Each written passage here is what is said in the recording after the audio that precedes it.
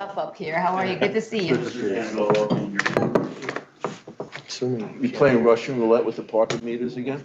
I just walked in. How are you? I'm so tempted to park in the DCJS official business one. Take that as a no. What did you unmute this? We got DCJS here. And Table mics. You guys happen to know what the Yeah. ticket, what a ticket is? Mr. Danagogo, can you hear me? I don't know. A meter ticket? No. I think you're muted. I think our volume's off. Oh, we muted him previously. Yep. No, Dave?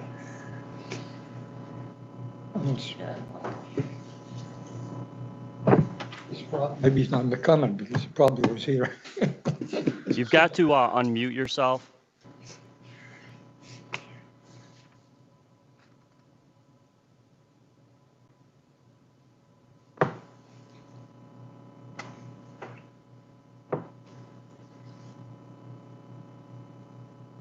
There we go. There he goes. Can you just talk a little more? I think we can hear you now. Mr. Danagogo, can you just talk a little more, please, so we can hear you? Yeah, 1 second. Can you hear me? Yes. Yes, we can hear you. We're going to get started in a moment. So until you're ready to give your testimony, why don't you just stay on mute, and then you can unmute yourself when we're going to start. You're going to start talking, okay? Yes, ma'am. Okay, thank you. Let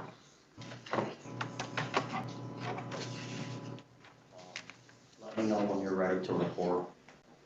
I think we are ready. Yeah. Let's proceed. Ready? Is the council ready? Yes. Thank you.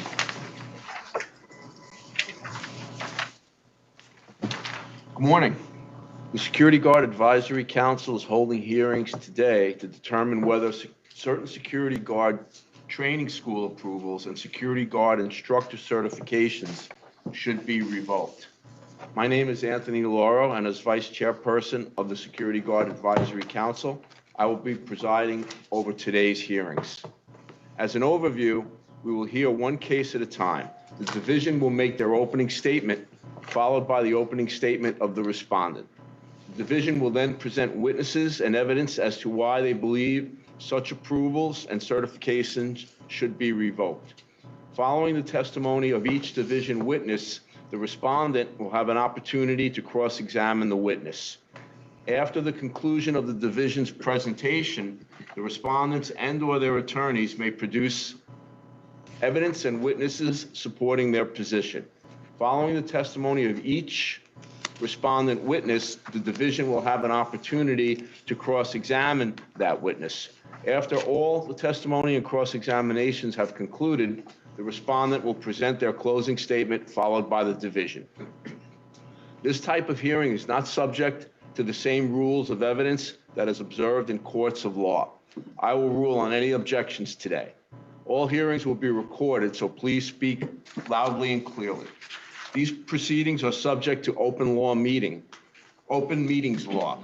The council will determine an executive session after each hearing and give a recommendation on each case to the commissioner only today. Thereafter, within 90 days, the commissioner in writing will give his decision and the reasons given for such decision. Title IX of the New York Official Compilation of Codes, Rules, and Regulations gives the commissioner the power to revoke the approval granted to a security guard training school and to revoke the certification granted to a security guard instructor. Per section 6028.4, the approval of a security guard training school may be revoked by the commissioner at any time. Reasons for such revocation may include, but are not limited to, the violation of any applicable rules and regulations or violations of any provision of Article 7A of New York State's General Business Law. Per section 6029.7, an individual's security guard instructor certification may be revoked by the commissioner. Reasons may include, but are not limited to, the violation of any provision of Part 6029, security guard instructor standards and qualifications. Do any of the involved parties have any questions for the presiding council member prior to commencing the hearing? You can unmute now.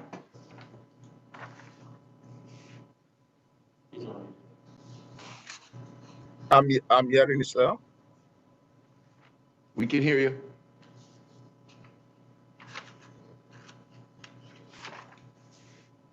Do you have Can you any hear me? questions? Do you have any questions before we begin? No question, sir. Thank you. Thank you, Council and Vice Chairperson. Before we begin, it may be a good idea for us to go around the table just to briefly introduce ourselves for Mr. Danagogo's advantage and benefit as he's appearing via video today. So I would give it to the council to please introduce yourselves first. I'm Bruce Holmes, security guard member. I'm Matt Ventura, President of Atlas Security Services, Security Guard Advisory Council member. Anthony Laurel, member and vice chair of the Security Guard Advisory Council. Nicholas Oletta, member, Security Guard Advisory Council. You, Nicholas Michaelides, armed and unarmed school security, a member of Security Guard Advisory Council. Matt Griffin, Associate Training Technician, Division of Criminal Justice Services. Julina Guo, counsel at Division of Criminal Justice Services, representing the division today. Kylie DeCastro, Division of Criminal Justice Services. Johanna Sullivan, Director of the Office of Public Safety at the Division of Criminal Justice Services. Michael Bonds, Deputy Commissioner of the Office of Public Safety at DCJS.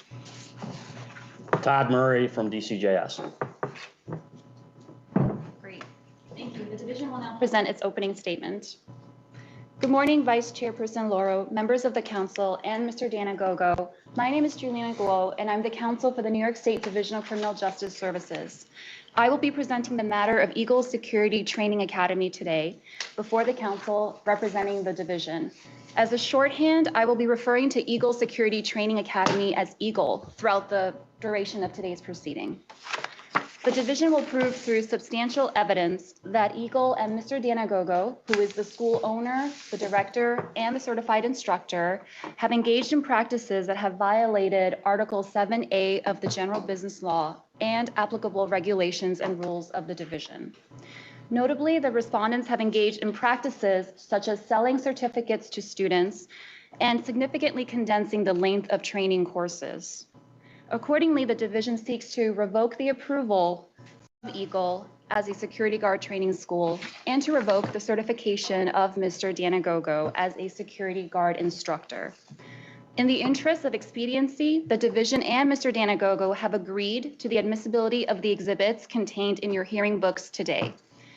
In addition, the division has no objection to admitting Mr. Danagogo's documents that he submitted to us, which are also included in the back of your hearing books, I think as part of Section C. Those documents are, 1, a written response from Mr. Danagogo regarding these allegations, and 2, a copy of Eagle's enrollment agreement that it uses for students. Just going to pause for a second for everyone to find that document, or those 2 documents rather, in their hearing books.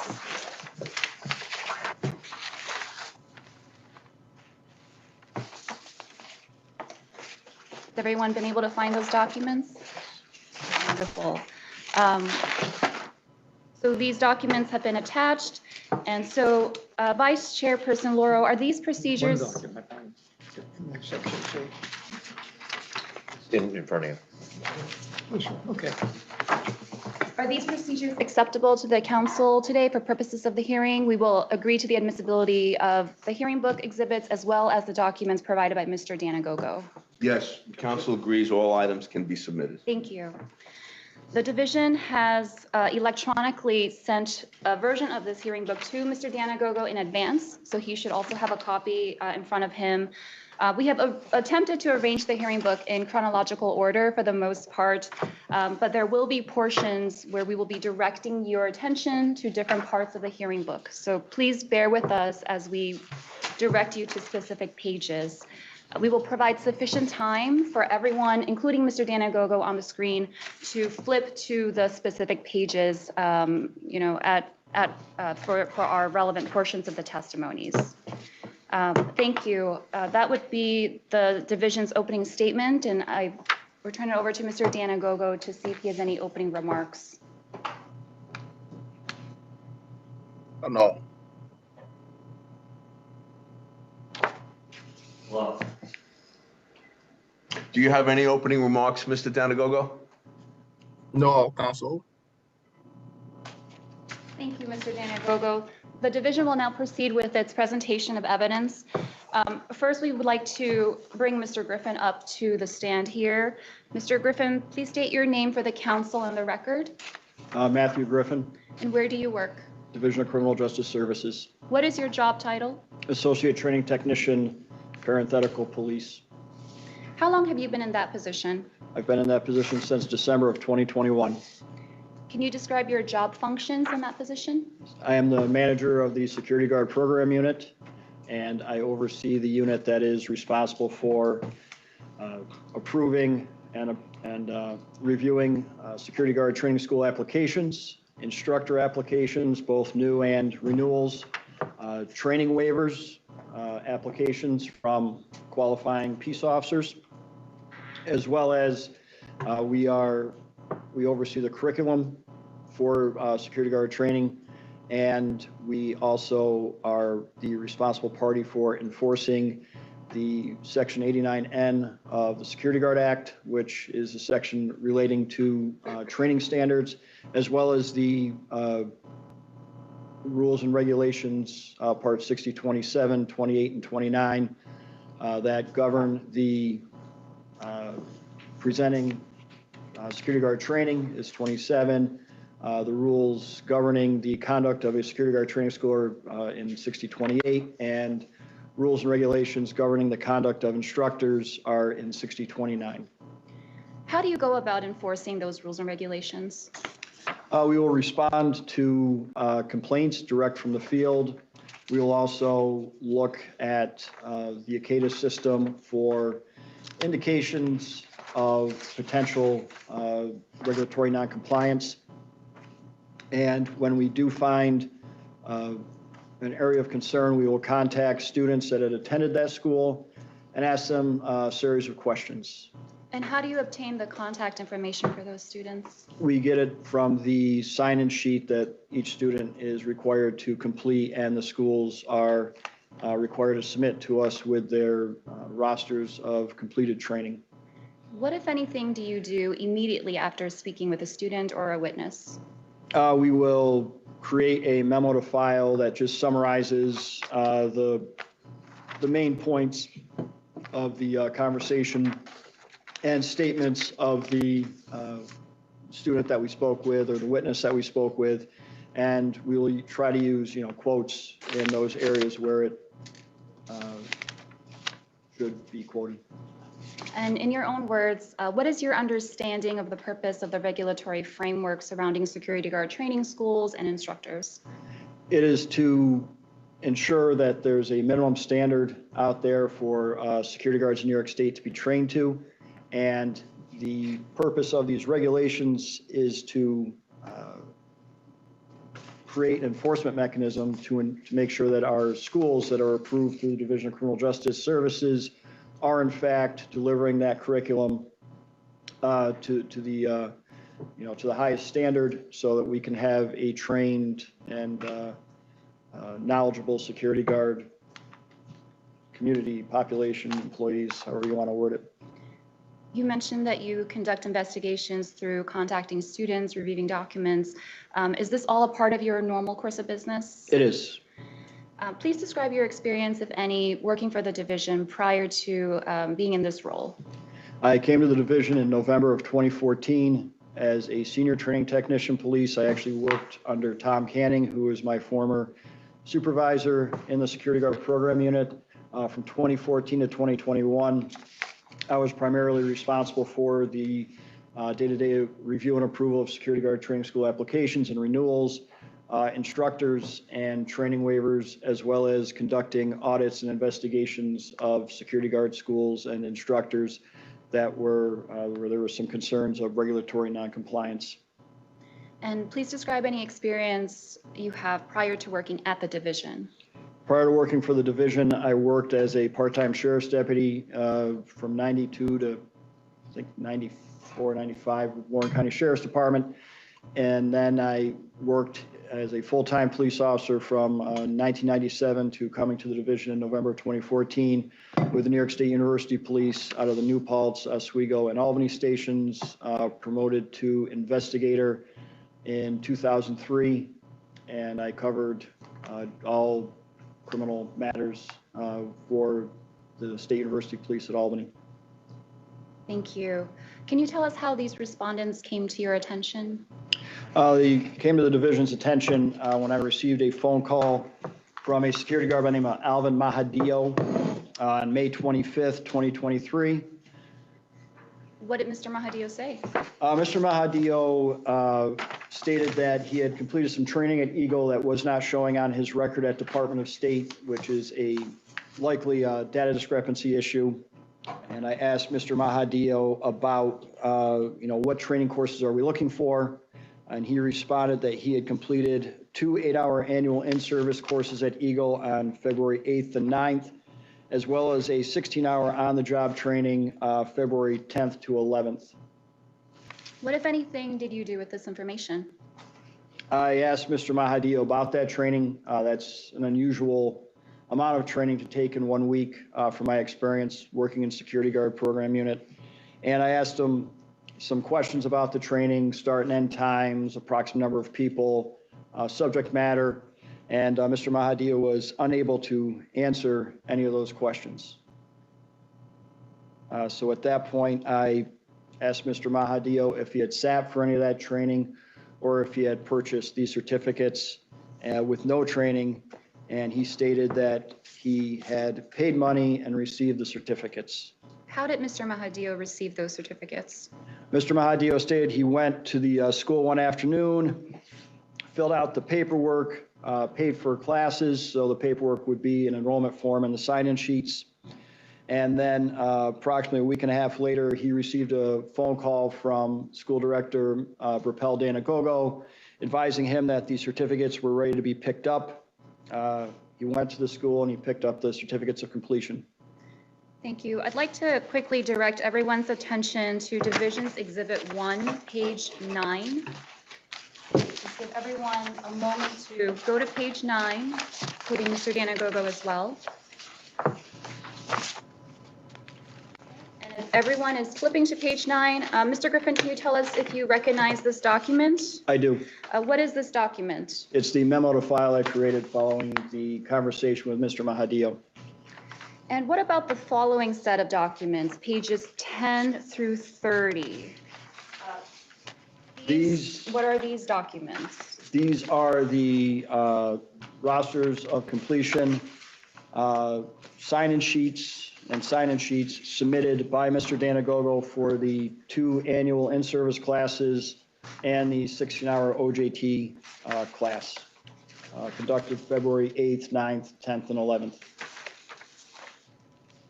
What, if anything, did you observe about these documents? I observed on the sign-in sheets, first, if you look at page 16, this is the sign-in sheet for the February 8th, 2023 annual. You'll see in slot number 27, Alvin Mahadio, and just notice signature there. If you go then to page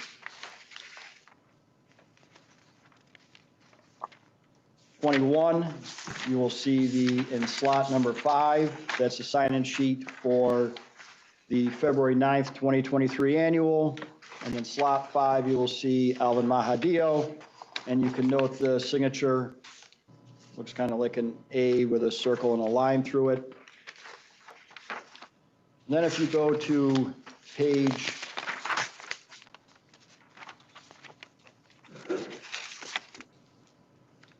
27, I'm sorry, page 28, and slot number 16, you will see again Alvin Mahadio with Alvin Mahadio's signature there, and I noticed a marked difference between the handwriting and the signature contained on page 28 and on page 30, also in slot 16. with the handwriting and signature that appears on the annual sign-in sheets. Has everyone had an opportunity to flip through those pages and review those pages? Yes. Thank you. What is the significance of that, Mr. Griffin? It would appear that, from just judging from the handwriting, it looks as though two different people filled out the sign-in sheet for the OJT and the annuals. What happened after you spoke with Mr. Mahadeo? After speaking with Mr. Mahadeo in July 24th, I received a phone call from security guard Shantia Evans regarding an annual in-service that she had gone to Eagle to complete. What was, when did you speak with Ms. Evans? I spoke with her on July 24th. And can you please describe your conversation with her? Yes, Ms. Evans needed an annual to renew her security guard license.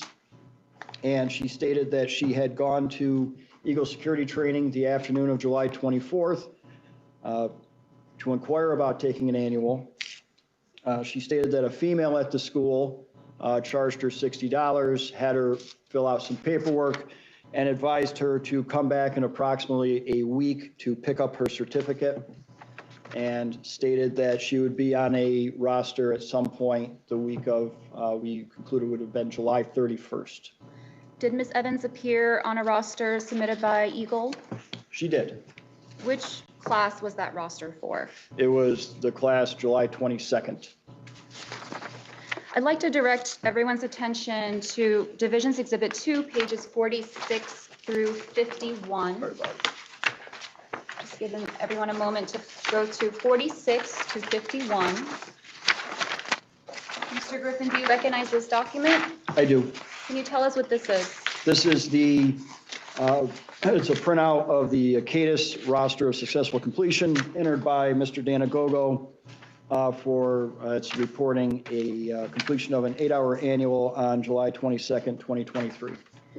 What other information, if any, does this roster show about this class? This roster shows the instruction provider, which is Eagle Security Training, and then you'll see a slash, and then that is the instructor's name, and in this case, it's Anthony F. DeGale.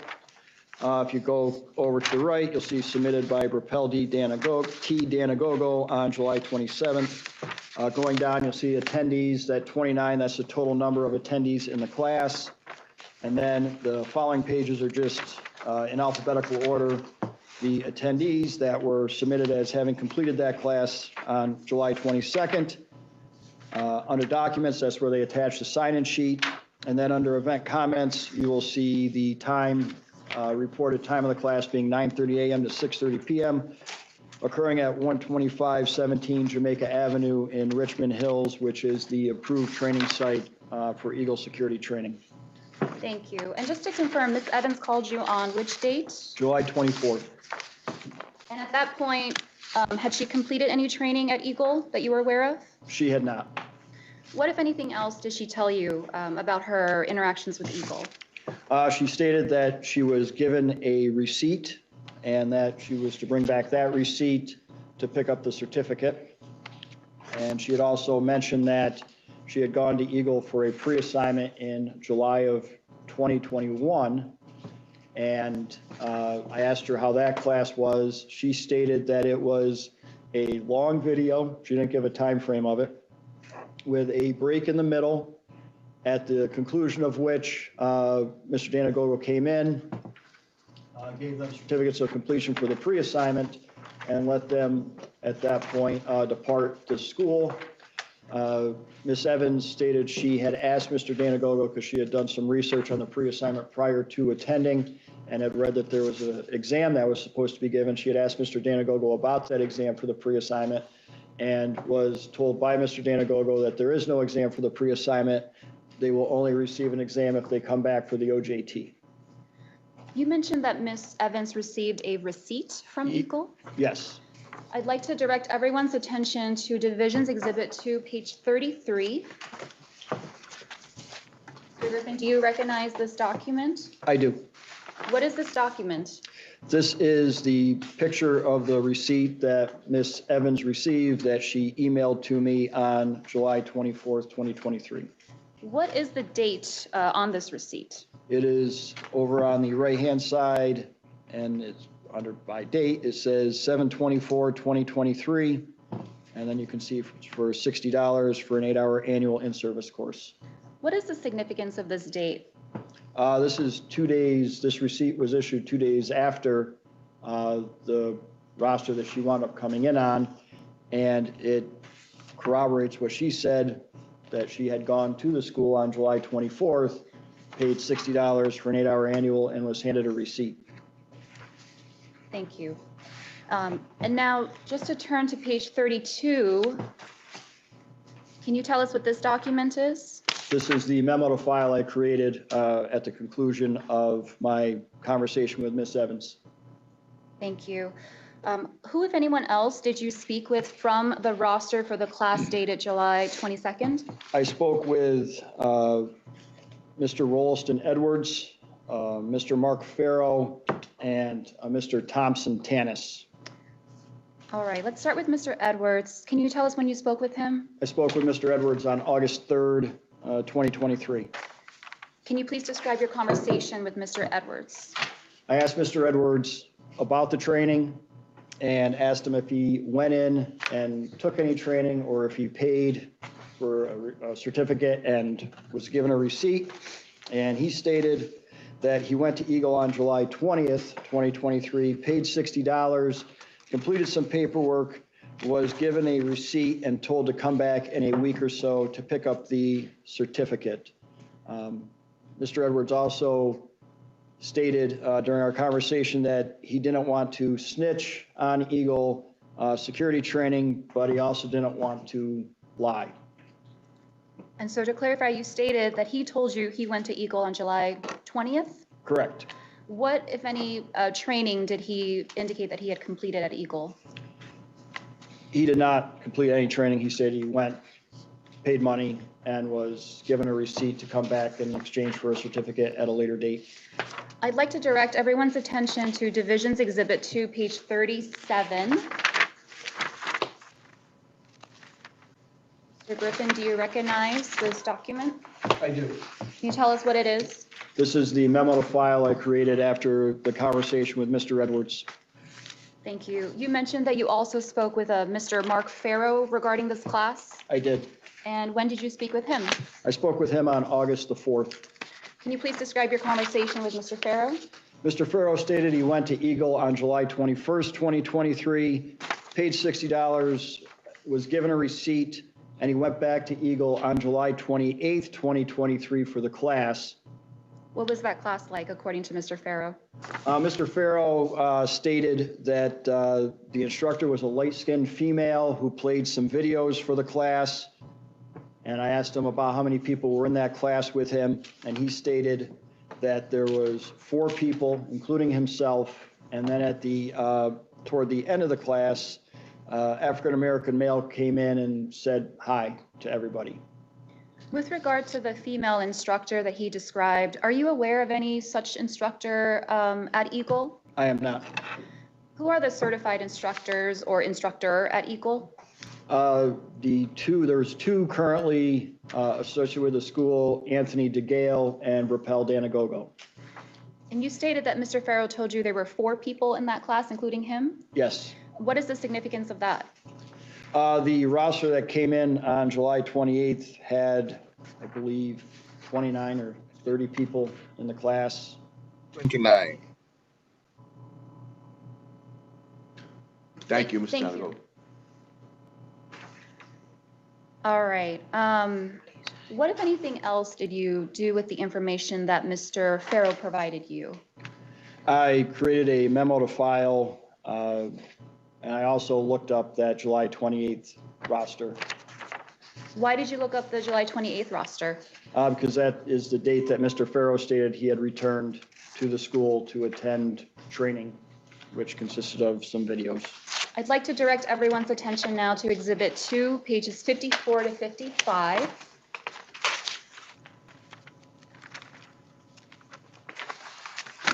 Mr. Griffin, do you recognize this document? I do. What is this document? This is the roster of completion submitted by Eagle, by Mr. Danagogo, submitted it on August 1st, reporting the successful completion of an annual in-service on July 28th, 2023, showing 30 attendees. And where does Mr. Farrow's name appear on this document? It does not. So what is the significance of that? Mr. Farrow stated that he was there. There was 4 people. As you can see, there's 30 on the roster. Mr. Farrow does not appear on it at all. And it just, again, added to our concerns of regulatory noncompliance. It's not an accurate reflection of the class that Mr. Farrow attended. You stated that you also wrote a memo to file after speaking with Mr. Farrow. I did. I'd like to direct your attention to Exhibit 2, page 38. Is this the memo to file that you wrote following this conversation? It is. Thank you. Who else did you speak with about the class dated July 22nd? I spoke with a Mr. Thompson Tanis.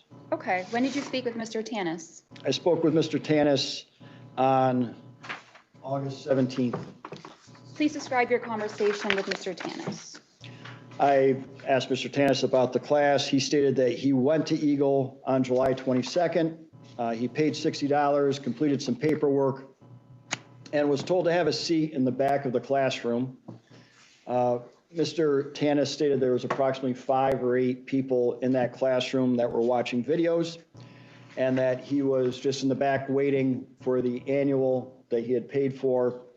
He was actually in and out of the classroom over the course of a couple hours, going to the restroom. And after approximately 2 hours, he asked Mr. Danagogo when someone was going to come get him. And Mr. Tanis stated that Mr. Danagogo told him he was, quote, good, and to come back next week for a certificate. What happened next? I looked up Mr. Tanis's record, and I noticed that he also appeared on a July 25th annual from Eagle, and I asked him about that one. And Mr. Tanis stated he again sat in the back of the class. There was about 5 to 8 other people. They watched some videos for a couple hours. He said Mr. Danagogo came into the class and said that they were done. And then he went back to Eagle around the first week of August and obtained certificates for the 25th and 22nd annual classes. I'd like to direct everyone's attention to pages 44 to 45. Mr. Griffin, do you recognize this document? I do. What is this document? This is the roster of successful completion submitted by Mr. Danagogo, reporting the completion of an annual occurring on July 25th, 2023 at Eagle Security Training, with Mr. Danagogo instructing and reporting 27 attendees completing the course. And to remind us, how many students did Mr. Tanis tell you were in his classroom? He stated there was 5 to 8. Thank you. I'd like to now direct your attention to page 41. What is this document? This is the memo to file created after speaking with Mr. Tanis. And after concluding this part of the investigation, did your investigation allow you to form any opinions? It did. What was your opinion?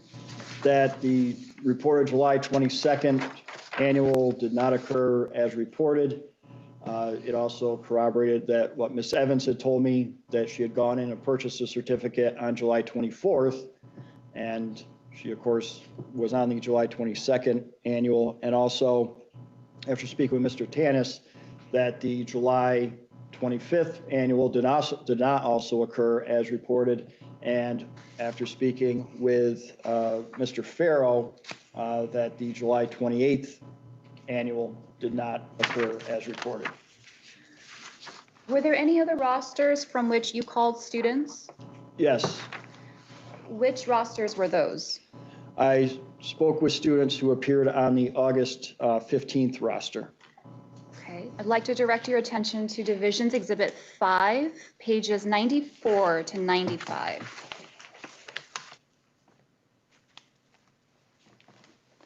Every one moment to get to the back of the hearing book. Mr. Griffin, do you recognize this document? I do. And what is it?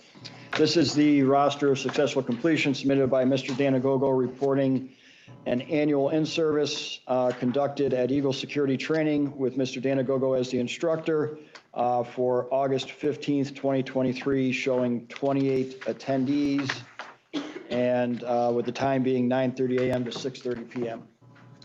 So which students from this roster did you call? I spoke with Joseph McPhee and Ivy Eatman. Okay, let's start with Mr. McPhee. When did you speak with him? I spoke with Mr. McPhee on August 22nd, 2023. Please describe your conversation with him. Mr. McPhee stated he had gone to Eagle Security Training on August 11th and spoke with Mr. Danagogo. And Mr. Danagogo asked Mr. McPhee if he wanted to sit in a class or pay and come back later. Mr. McPhee stated that it was his day off and that he elected to sit in the class. He stated that the training was approximately 2 to 3 hours and consisted of 3 videos. Mr. McPhee described the instructor as a heavier set African-American male with an accent who came into the class and then spoke about safety at work. Mr. McPhee stated that including himself, there were 3 people in the class, being 2 men and 1 woman, and that Mr. McPhee returned to Eagle Security Training on August 21st and was given a copy of the certificate. And to clarify, you stated that Mr. McPhee told you he went to Eagle on August 11th, Yes, and the roster is for a class dated August 15th? yes. Did there come a time when Eagle submitted any rosters for August 11th? Yes. And what was that roster? Eagle submitted completion of an on-the-job training course dated August 11th and 12th, showing 19 people in the class with Anthony DeGale as the instructor. Thank you. I'd like to just direct everyone's attention to pages 88 to 90 of the hearing book. Is this a copy of that roster that you were just describing? It is And the dates, what are the training dates according to this roster? August 11th to August 12th. Where does Mr. McPhee's name appear on this roster? It doesn't. What is the significance of that? That Mr. McPhee, who stated that he went there on the 11th, it contradicts the report of this roster, as he stated there was 3 people there on the 11th, and it obviously it shows that this roster did not occur as reported to the division. This training did not occur. I'd like to now direct your attention to page 87. Recognize this document? Is it? This is the memo to file created after the conversation with Mr. McPhee. Thank you. You stated you also spoke with another student by the name of Ivy Eatman regarding this class. I did. When did you speak with her? I spoke with Ms. Eatman on August 29th. Can you please describe your conversation with Ms. Eatman?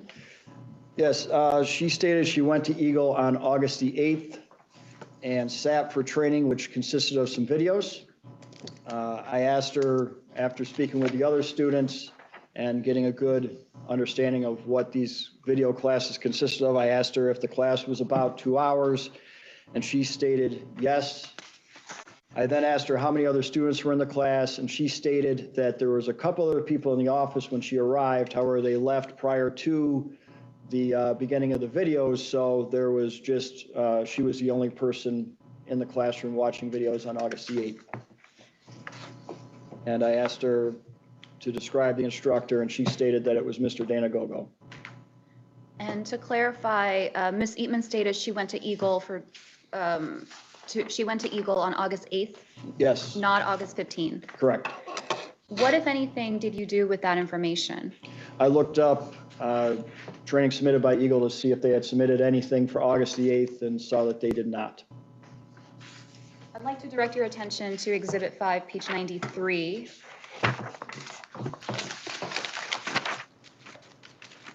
Mr. Griffin, do you recognize that document? I do. What is it? This is the memo to file created following my conversation with Ms. Eatman. Did this part of your investigation allow you to form any opinions? Yes, What was that opinion? that the training submitted by Eagle was not reflective of what actually occurred, and that the OJT of August 11th and 12th did not occur as reported to us, nor did the August 15th annual, and that if with Miss Eatman being there on August the 8th, that there should have been a roster submitted for August 8th reporting that training, but there was not. Who, if anyone else, did you contact during the course of your investigation into Eagle? I spoke with instructor Anthony DeGale. Who is Anthony DeGale? Anthony DeGale is the other instructor that is on the school with Eagle as an instructor, and he appeared on approximately 36 training submissions throughout 2023.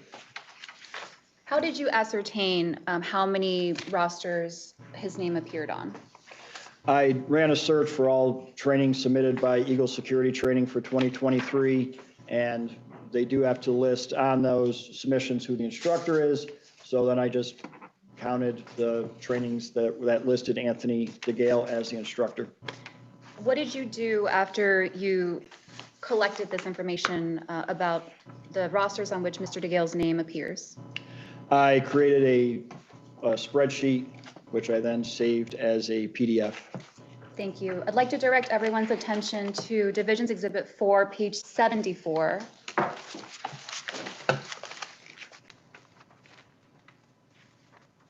Mr. Griffin, can you tell us what this document is? This is the sheet that I created detailing the 2023 training submitted by Eagle that show Anthony DeGale as the instructor. And why did you decide to contact Mr. DeGale? I contacted Mr. DeGale to check and see if his signature, because the instructor's signature also appears on sign-in sheets, and I pulled Mr. DeGale's last instructor renewal application, which has a notarized signature. I noticed that it was similar to the signature that appears on the sign-in sheets. So I contacted Mr. DeGale to interview him about his experiences with Eagle security training. What did Mr. DeGale tell you about his experiences with Eagle? Mr. DeGale stated that he had not taught at Eagle since 2022, that he had been seeking to get a Workforce One contract through New York City and needed a school to conduct those Workforce One trainings through, and that he had teamed up with Mr. Danagogo because Mr. Danagogo had an approved school. So he entered into an agreement with Mr. Danagogo to, in furtherance of Mr. DeGale's contract, to teach those classes at Eagle. However, Mr. DeGale stated he did not get the contract. The contract expired in December of 22, and he did not follow up with it. However, he did state that he had signed a sign-in sheet for Mr. Danagogo and also to show a relationship with the school for the purposes of Workforce One. And to clarify, he told you that he had not taught at Eagle since 2022? Correct. What was his reaction when you told him that he appeared on rosters submitted by Eagle for 2023? He was surprised. What happened next? So when I was on the phone with him, I asked him, I had emailed him I took screenshots of 5 different sign-in sheet headers which contained his signature. And I asked him, I go, is this your signature? And I sent him those emails, and he responded that it was his signature, however, that it was obviously a photocopy.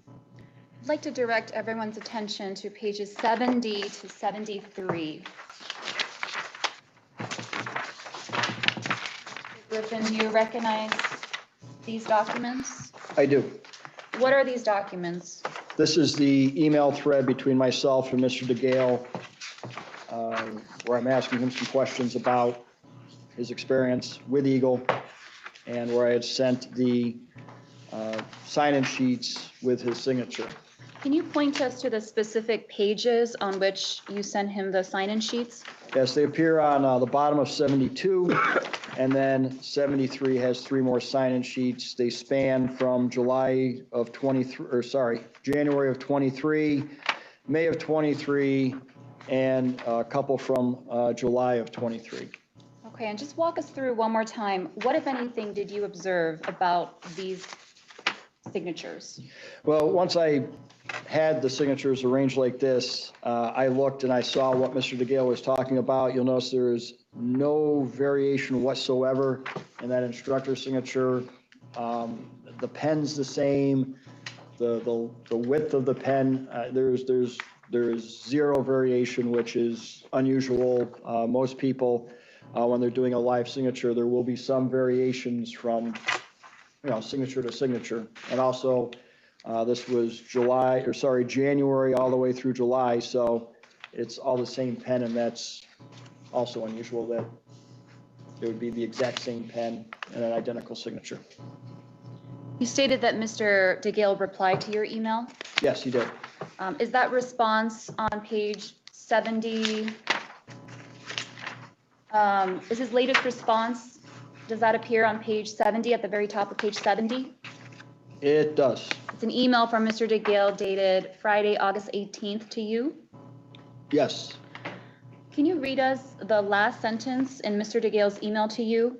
It says, during those stated dates on the sign-in sheets, I was never present at Eagle Security School, nor was in contact with Mr. Danagogo. And which dates is he referencing? He is referencing the dates from the sign-in sheets, so January 23rd, 23, May 11th, 23, July 14th, 23, and July 22nd, 23. Thank you. And what happened next? I then asked him if he had any possibility of getting records, because he was working from until about April of 23. He was working a 9-to-5 job, Monday to Friday, at a location, which would have directly contradicted with his ability to be at Eagle on some of those 36 days. So I asked him if he could get any time records from that employer to just show us that he was at work, and he was unable to do that. What documentation, if any, did he provide? He was able to provide an email order from his boss. He now works at a casino, and there was an email ordering him to attend training in Atlantic City, New Jersey.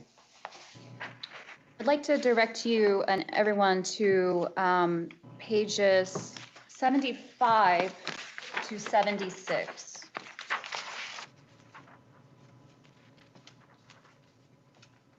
Mr. Griffin, do you recognize this document? I do. What is this document? This is the email that Mr. DeGale forwarded me from his boss at MGM, or Empire City Casino, which is an MGM resort. What is the significance of this document? This email shows looks like a defensive tactics training that Mr. DeGale was ordered to attend at the Borgata Resort in Atlantic City, New Jersey, from March 26, 2023 to March 31st, 2023. And on page 76, you can see they have the different MGM hotels or resort properties that are sending people. And under MGM Empire City, you'll see Mr. DeGale's name with his confirmation number. What is the significance of those dates that you just read aloud to us? Mr. DeGale was in Atlantic City, New Jersey, attending this training from March 26th to March 31st, and it contradicts. He appeared on a roster submitted by Mr. Danagogo, purporting an annual conducted March 27th from 9:30 a.m. to 6:30 p.m. with 27 students. Thank you. What happened next? I asked him if he had anything else, and he stated that he emailed me some documents from American Airlines showing that he took a flight from JFK to Charlotte, North Carolina on June 20th. I'd like to now direct everyone's attention to pages 77 through 79. Can you walk us through what these documents are? Yes, this is the email that Mr. DeGale forwarded me from American Airlines that was sent to him. It's a customer satisfaction survey asking him how he liked his flight from JFK to Charlotte, North Carolina on June 20th, 2023. And he also had sent me on page 79, this is a receipt from American Airlines. It's an electronic ticket and baggage check showing a flight from on American Airlines leaving Orlando, Florida at 7:35 p.m., arriving in New York JFK at 10:25 p.m. on Friday, June 23rd. What is the significance of those dates? So the dates June 20th to June 23rd, Mr. DeGale was not in New York City, not in New York State. And on June 21st, we received an annual in-service submission submitted by Mr. Danagogo, reporting Mr. DeGale teaching an 8-hour annual on June 21st with 27 students. Thank you. What other information, if any, did you learn from Mr. DeGale? I asked Mr. DeGale to describe himself because we do not collect any sort of identifying information other than dates of birth and last four of his social number on our forms. And Mr. DeGale described himself as a 6'2", thin African-American male. Why did you ask him to describe himself? Because the instructors, I wanted to see if it matched up with any of the descriptions I had received of from the students who were describing the instructor, including those students who we spoke with them on July 22nd. Mr. DeGale was the, at least on paper, the instructor who was there. And did that self-description match any of the descriptions given by students? It did not. So did this part of your investigation allow you to form any opinions? Yes. What was that opinion? I came to believe that Eagle security training was not in compliance with the operating regulations, that they were submitting rosters to us that were not reflective of reality, and that Mr. DeGale's signature had been photocopied from a sign-in sheet, and that for whatever purposes to make it appear as though Mr. DeGale was teaching at Eagle security training. And during your normal course of business, have you had an opportunity to speak with Mr. Danagogo directly? Yes. Can you describe some of those interactions? I spoke with him. We had a meeting here, I'm going to say probably around like 2017, to discuss the operation of his school with my former boss, Tom Canning. And I've also had phone calls with him over the years and also some emails. I'd like to direct everyone's attention to Divisions Exhibit 6, page 99.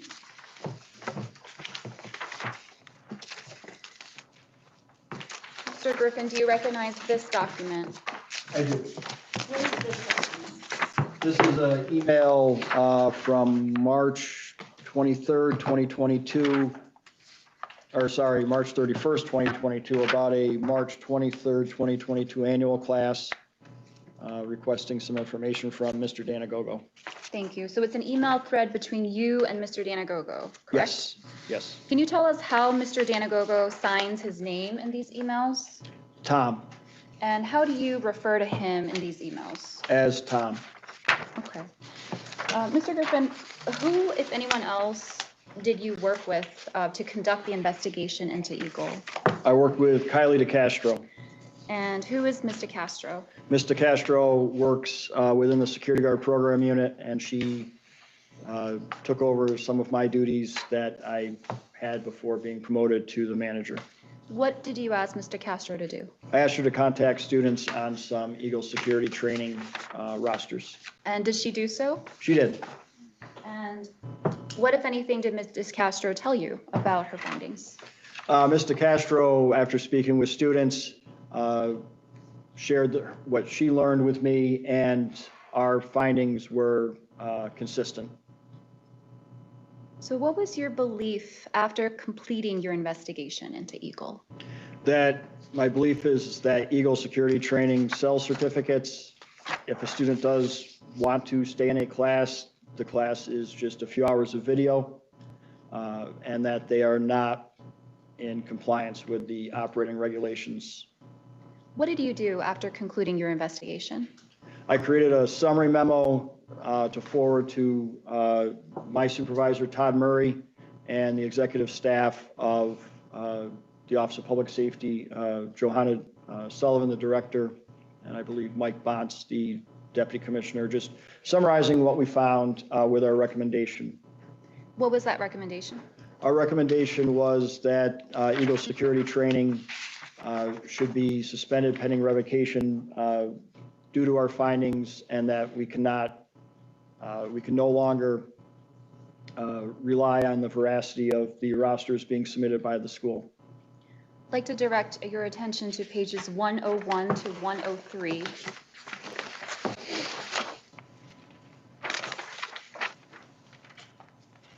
Mr. Griffin, can you tell us what these documents are?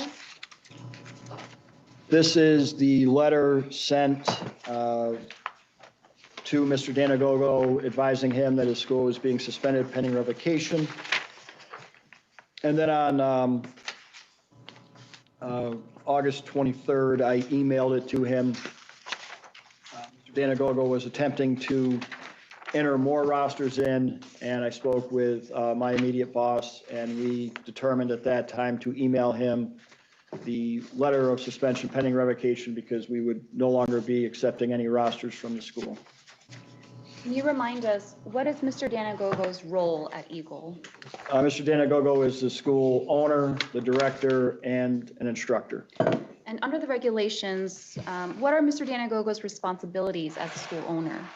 As a school owner, the regulations state that they are responsible for ensuring the overall regulatory compliance of the operations and business practices of the school and all school personnel. Based on your investigation, do you believe that Mr. Danagogo fulfilled those responsibilities as a school owner? I do not. And what about his responsibilities as a school director? As a director, it's, again, school director is responsible for overseeing the administration of the Security Guard Training School. They are responsible for making sure all staff act in compliance with the regulations. They're responsible for making sure all training is given in accordance with the regulations. School directors are also responsible for certifying and submitting rosters of successful completion to the division, as well as the associated paperwork of the sign-in sheet for transmission to Department of State for security guard licensing purposes. And based on your investigation, do you believe that Mr. Danagogo fulfilled those responsibilities as a school director? I do not. What are Mr. Danagogo's responsibilities as a certified instructor? As an instructor, Mr. Danagogo under 6029 is responsible for, just like a director and the owner, the instructors are also equally responsible for ensuring that the classes are given in accordance with the governing regulations. And based on your investigation, do you believe that Mr. Danagogo fulfilled the requirements as a instructor? I do not. Thank you, Mr. Griffin. Thank you, Mr. Griffin. Mr. Danagogo, your turn to respond or ask any questions.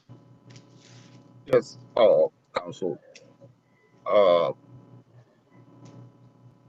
Like I said, my response to the complaint of the above case. On November of this year. Oh, Mr. Danagogo, I'm sorry, excuse me for just 1 second. Mr. Danagogo, you'll have an opportunity to provide your testimony later on in the proceeding. At this portion, we'd like to, I believe, ask if you have any questions for Mr. Griffin based on the testimony that he has just provided us today. Okay. The question I was going to ask, like I said, this suspension allegation was a mountain that I cannot climb and come back. But most of these are not true. Mr. Griffin said he gave me an apple of, like a reminder about what was going on. I did not receive such email or hard copy. The only thing I did in my communication and interaction was in 2016, himself and Mr. Connier called me for some kind of information regarding a school. And after I cleared, he asked me to go. That was my first interaction with him. Schools regulation, I did not violate. But what I said, I take a full responsibility because most of the students we are dealing with, probably they're not telling the truth. Because most of the people he called here, they called me and told me, be careful, this guy is not like it. I said, don't go that race. I would not go there because I know Mr. Griffin is doing the right thing. Mr. Danagogo, if I can interrupt you for a moment. You'll have a time to present, your case, your story right now. Do you have, in the form of a question, anything for Mr. Griffin? Question for Mr. Griffin. That's what this part of the hearing is directed to. I see. Mr. Griffin, at one time you said you sent me a letter as a reminder. I cannot recollect. Can you tell me when and how did you send it? Are you referring to the letter of suspension? No. The letter of suspension, I acknowledge that. You are saying, I think the question was raised by Mr. Chief Judge, and you said you are trying to remind me of, like the way I practice or I conduct my services, and that you're trying to apprehend me about it. So I'm not too sure if I understand it correctly, but I don't think I have received any letter from you prior to the suspension. And Asking if you sent him any communication prior to the letter notifying him he was locked out and suspended. I did not. I mean, we emailed back and forth, about, I remember something to do with enrollment forms. I did not send you any communication regarding the audit or what we were finding prior to sending the letter of suspension pending revocation via certified mail, and then where we emailed it to you, and you responded requesting a phone call. Yeah, I think if I can remember, when you sent me any communication through email, it's about roster. Maybe someone name is not appearing in the government licensing system, and then I have to email back to some of your staff or yourself directly. This is what I can remember. But as far as I don't know what time I can present my testimony. That's up to the panel when I can testimony. But as far as I know, I thought if I am doing something wrong for these 29 years I've been dealing with, I should have any letter from you telling you that what I'm doing is wrong, rather than you go behind me to ask students, and they're telling you I was not conducting 2 hours, 3 hours. That's not correct. Mr. Danagogo, do you have any other questions for Mr. Griffin? I'd like to just ask a few questions of Mr. Griffin after this. So we understand your point, Mr. Danagogo, that you did not receive any communication prior to the letter of suspension. Do you have any other questions for Mr. Griffin before the state redirects? Thank you. Thank you, Mr. Danagogo. Mr. Griffin, just to clarify, Can you tell us again, we were looking at page 101 to 103 previously. What are these documents again? Just to clarify for the record. 101 to 103, this is the letter that we authored of suspension pending revocation, where we lay out the regulatory violations and a short explanation. And 103? 103 is an email that I sent to Mr. Danagogo on Wednesday, August 23rd, emailing him a copy. I attached a copy of that suspension pending revocation letter, and I just gave him a very quick summary, saying that we found numerous regulatory infractions and that they would be unable to process any further training until the disposition of this matter. And in your normal course of business, do you notify respondents prior to issuing them an intent to revoke or to suspend? No, we unless we had a reason to ask a question if something came up, but in a case such as this, we do not. Are you required to do so by any regulatory or statutory provision? No. Thank you. No further questions. Mr. Danagogo, if you have no further questions for Mr. Griffin, you can present your case. Oh, we have one more witness. Oh, I'm Counsel. sorry. Stand corrected. No problem. So we have one more witness we'd like to provide testimony for. And Mr. Danagogo, after we present her testimony, you'll have a similar opportunity to ask her questions, just like you just did a few moments ago with Mr. Griffin. And then after that, you will have the opportunity to present your testimony. So it is coming, and I just wanted to give you a little bit of the layout. Does that sound good? Okay, yes, ma'am. Thank you. All right, so we shall proceed with our second witness, who is Ms. Kylie DeCastro. And Mr. Castro, please state your name for the record and the council. Kylie DeCastro, And where do you work? Division of Criminal Justice Services.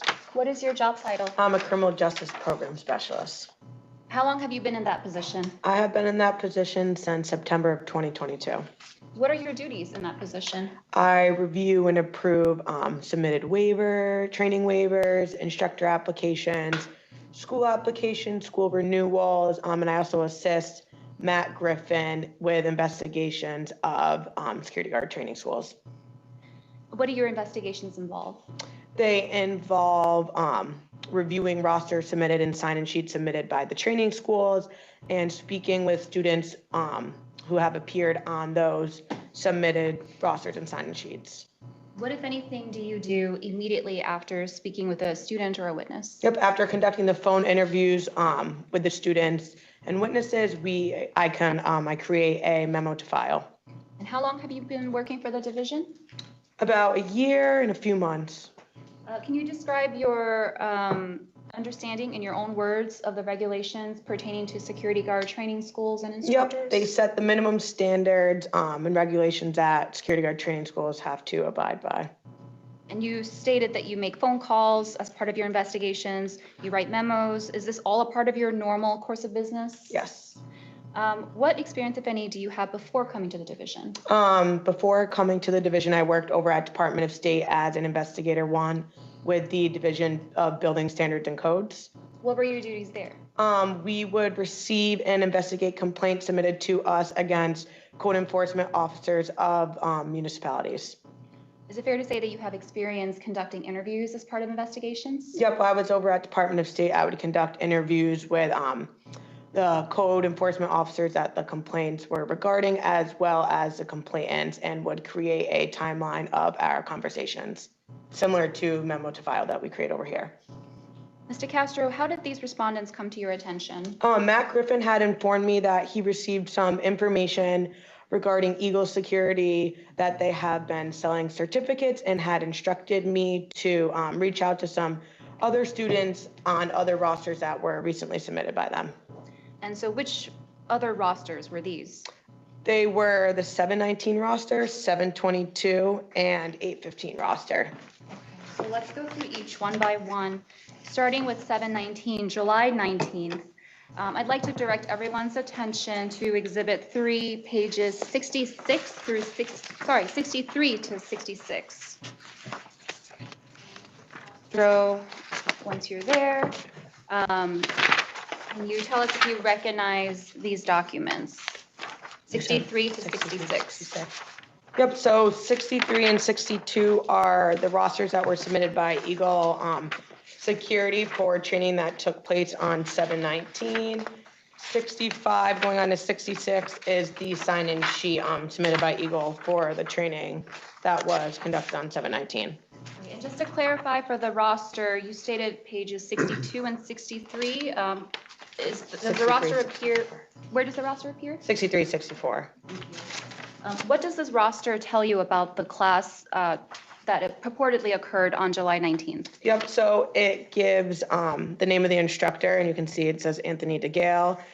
On page 64, it states the time of the supposed training that was conducted, as well as the location and the number of attendees as well. How many students successfully completed this training according to this roster? Yep, as reported to us, there were 27 students who attended the 719 training.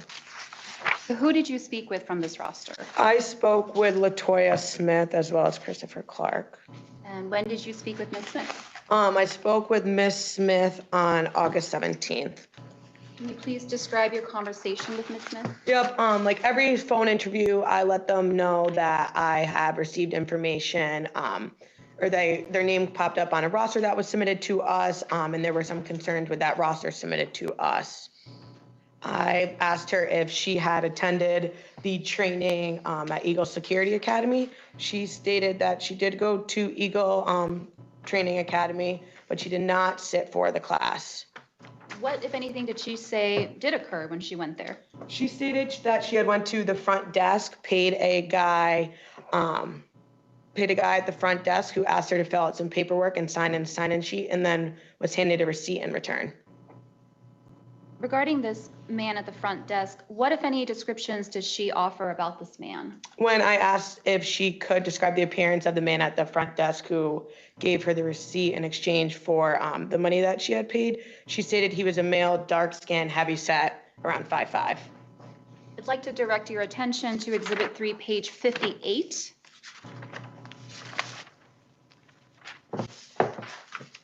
Give everyone a moment to turn. Can you tell us if you recognize this document? Yes, this is the receipt that I had asked Latoya Smith to email me a copy of that she was handed at Eagle Training. What is the date of this receipt? Yep, the date of the receipt is 7/15. What else does this receipt show? It shows that she had purchased 2 8-hour annuals for each of $60. Okay. So what, if anything, did you do with that information?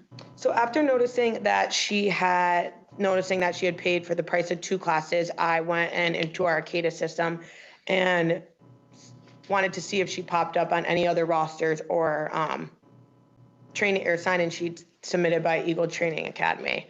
And yep, I also noticed that she appeared on the July 18th roster. I'd like to now direct your attention to page 59 through 60. Is this a copy of the July 18th class roster submitted by Eagle? Correct. How many students completed this class according to the roster? Yep, there were 29 students. Who is the instructor who appears on this roster? Yep, the instructor was Anthony DeGale, reported. And did Ms. Smith indicate that she had completed any training at Eagle on this date? Nope, she said that she did not sit for any training at all, and she had just purchased the training from the man at the front desk. And like I said previously, she was handed a receipt in exchange for her payment and was told she was going to get a phone call when to come and pick up the training certificates. I'd like to now direct your attention to page 57. Mr. Castro, what is this document, please? Yep, this is my memo to file created after my phone interview with Latoya Smith. So did this part of the investigation allow you to form any opinions as an investigator? Yes. What was your opinion? After speaking with LaToya Smith, my opinion is that she did not sit for the training and she was on the roster submitted.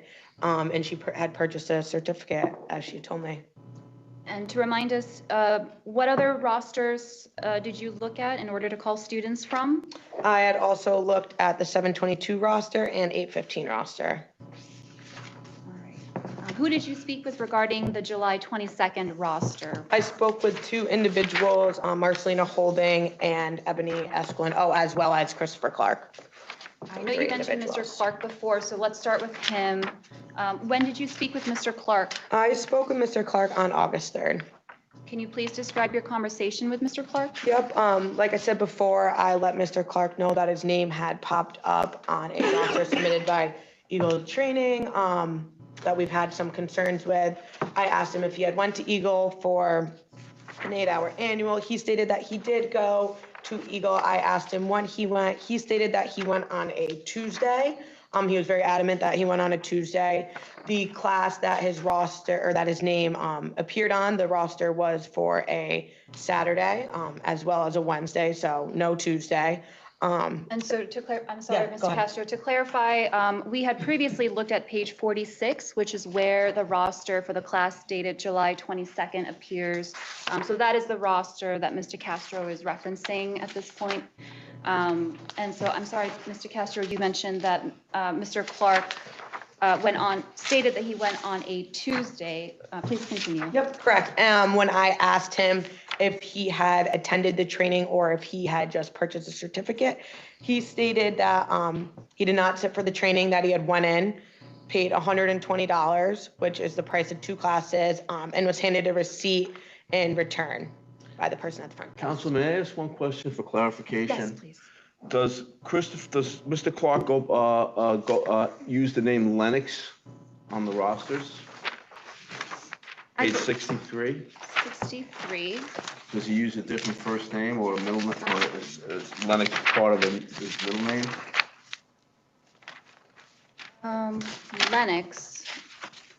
I don't believe. I think the one above him is Christopher There's Clark. a Do you see Okay, that? Clark, okay, comma, got it, Christopher M. Okay. Yes, So they're two different people. To my knowledge, yeah. Okay. yes. Thank you.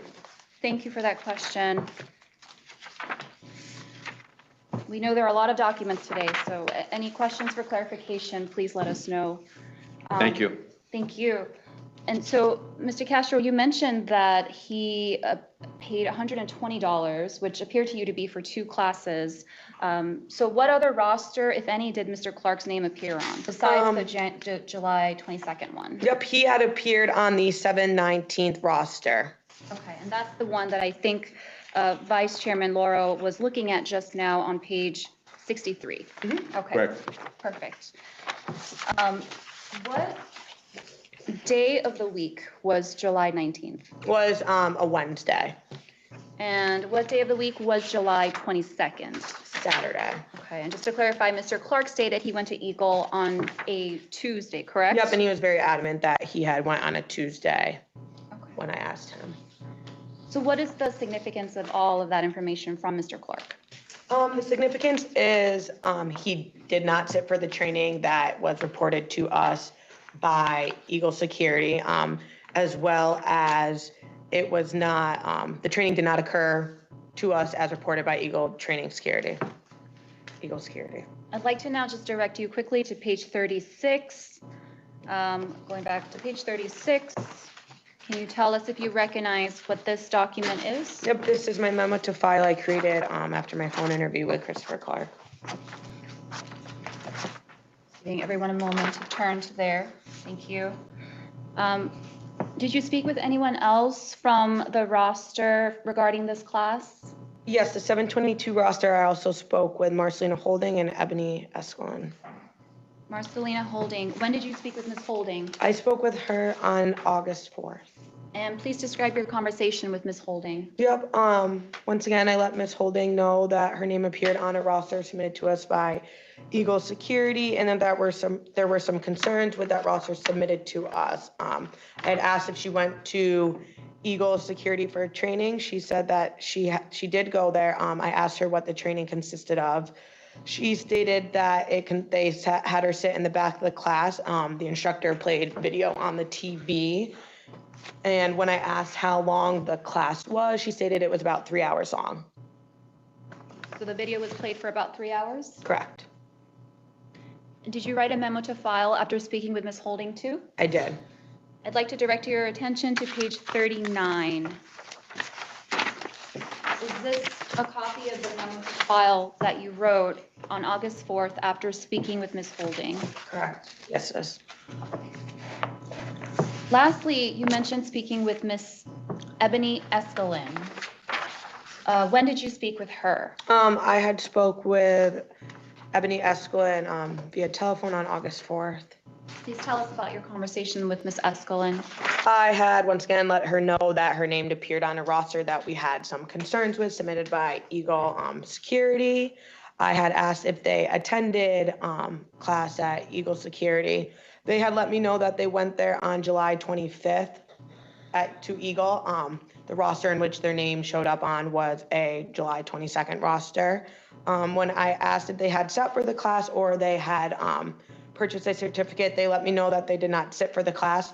They went in, paid $60, signed a sign-in sheet, and filled out an enrollment agreement, and then was handed a receipt after that, after the exchange of money. Did Ms. Ebony Escalin describe the person with whom she interacted at Eagle? I did ask her if she could describe the appearance of the individual at the front desk in which she got the receipt from. She stated that it was an older African-American male. Did you write a memo to file after speaking with Ms. Escalin as well? I did. And directing your attention to page 40, is this a copy of the memo to file that you wrote on August 4th after speaking with Ms. Escalin? Yes. So did this part of your investigation allow you to form any opinions? It did. What was your opinion? After speaking with Christopher Clark, Ebony Escalin, and Marcelina Holding, whose names all appeared on the 722 roster, I do believe that the training did not occur to us as reported by Eagle Security. The condensed class with Marcelina Holding, as well as selling certificates to Ebony Escalin and Christopher Clark. Was there any other roster that you spoke to students from? I did. There was one other roster, and it was the 8/15/2023 roster.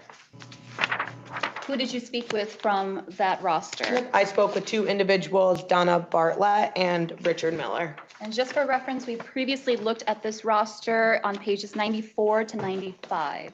This is the roster for the class dated August 15th, submitted by Eagle. Right, Mr. Castro, you mentioned speaking with two individuals from this roster, Ms. Donna Bartlett and Mr. Richard Miller. Correct. Let's start with Ms. Bartlett. When did you speak with her? I spoke with Ms. Bartlett on August 23rd.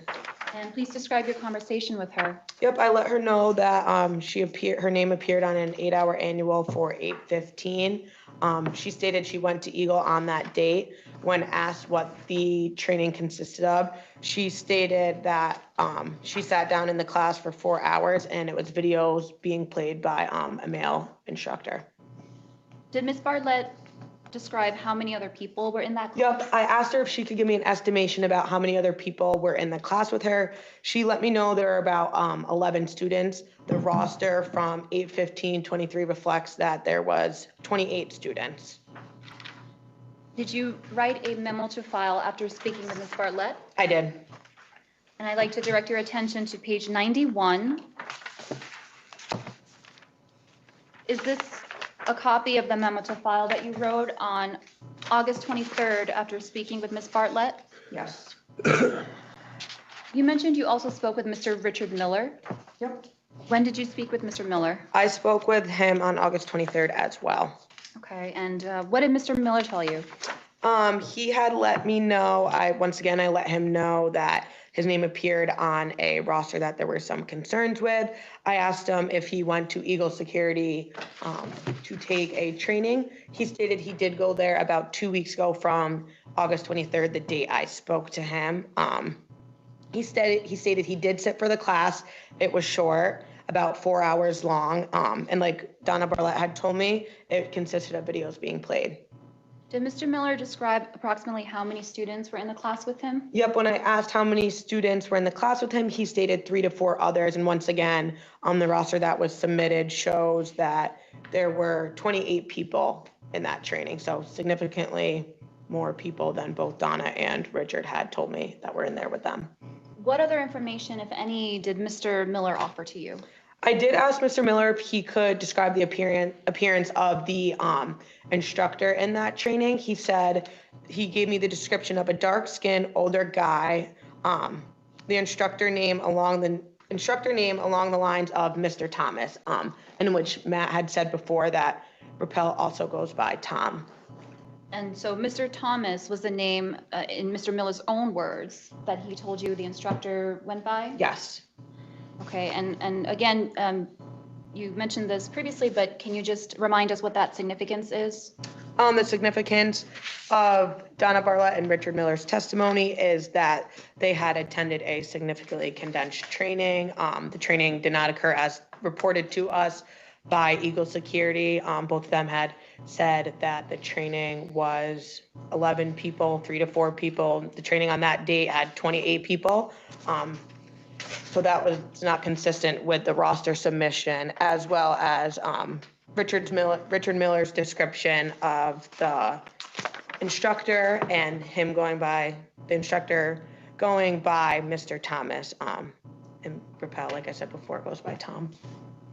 Did you write a memo to file after speaking with Mr. Miller as well? I did. Just directing your attention to page 92.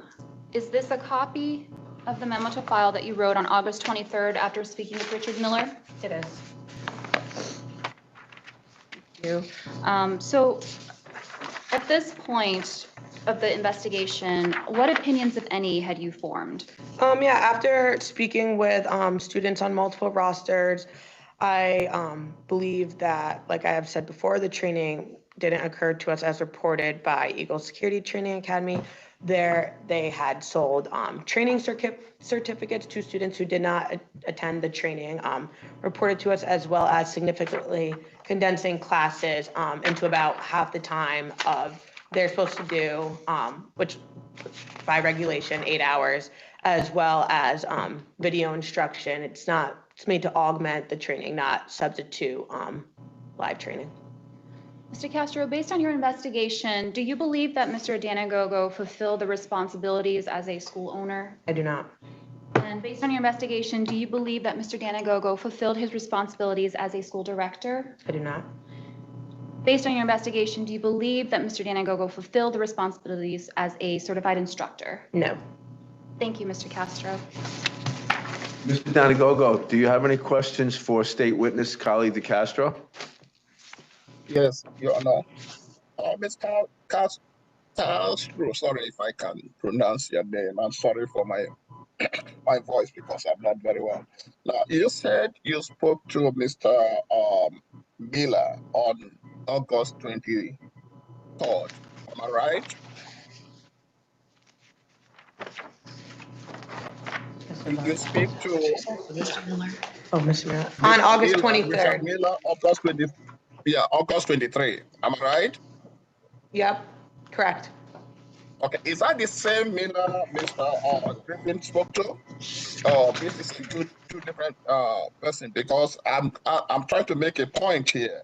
But let me clear that. Is it Miller in the roster, 2 of them, or because Mr. Griffin spoke to one Miller and you spoke to another Miller on the same roster or different roster?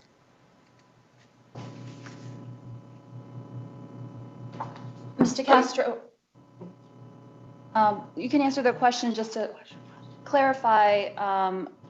What is the full name of the person that you spoke with by the last name Miller? Oh, yeah, I spoke with a Richard Miller on August 23rd.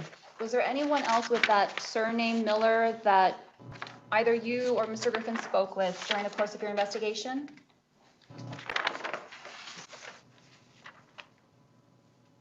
No. Richard Miller.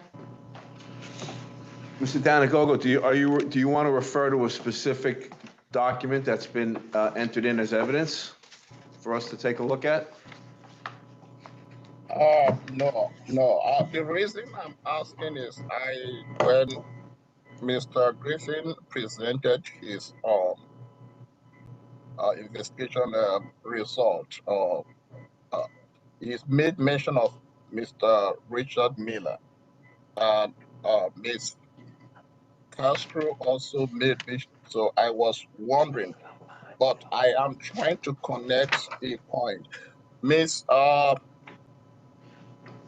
Kelly, you also said that the people that you interviewed, they all said they spoke to a dark person, right? African American, a dark person, right? I believe 2 people had told me, 3 people have told me that, gave me that description. Okay, and another African American, because you just made mention of that too, and another African American. So there are 2 African Americans that they told you differently. Am I right? There were 3 individuals, 2 in which said a dark skin, and 1 individual said older African American male. Okay. I have no other questions. Mr. Danagogo, do you want to go back to Mr. Griffin for a second and ask him that question about a student named Miller for the record? Yes.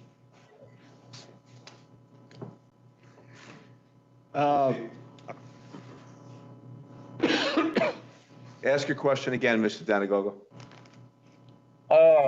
Mr. Griffin, you made mention of, on your report, you made mention of Richmond Miller. Is this the same Miller that Ms. Kylie also interviewed? No, I don't believe I mentioned someone by the last name of Miller. I did mention somebody by the last name of Mahadio.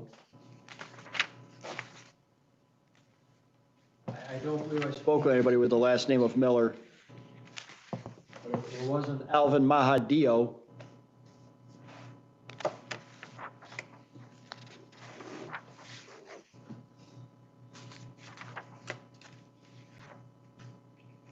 All right. We can move on, please. Thank you, Mr. Danagogo. Thank you. Thank you. There's no further questions for Mr. Castro at this time from the state. Mr. Danagogo, you're welcome to present your case. Thank you, Counsel. I have said earlier that my response probably will take a look at it and see what we can do in this case. On November 23rd this year, I received this complaint that alleged numerous complaints with the security guard programs, rules, and regulations. I totally understand that, this is a requirement by the agency, but I never thought it was a violation. When I received this,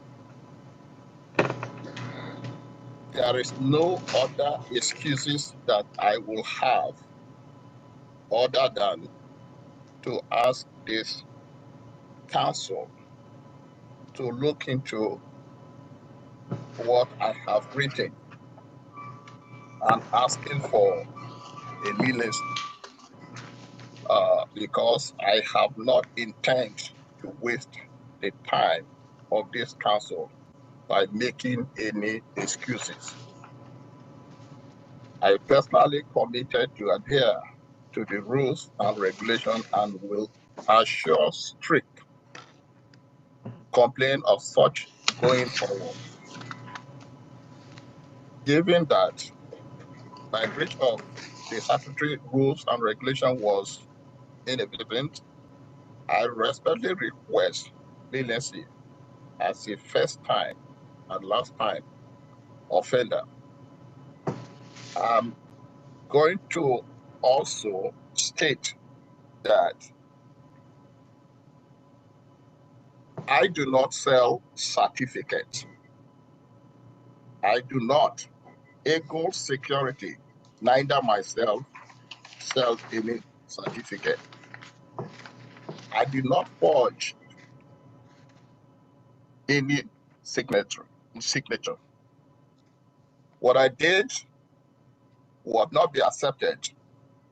During the COVID time, when Mr. Griffin comes in on board to be in charge, I was working with him. And I told him that because of the COVID, it's on record, and I have anything to show that let's make the class smaller. And we did. This time around, most of the people we are dealing with are like me. We may not read well, or the standard is not very high. So what I did was, most of them working in the airport, I give them 4 hours. That is where my fault is. I give them 4 hours, then they will come back to do the 4 hours.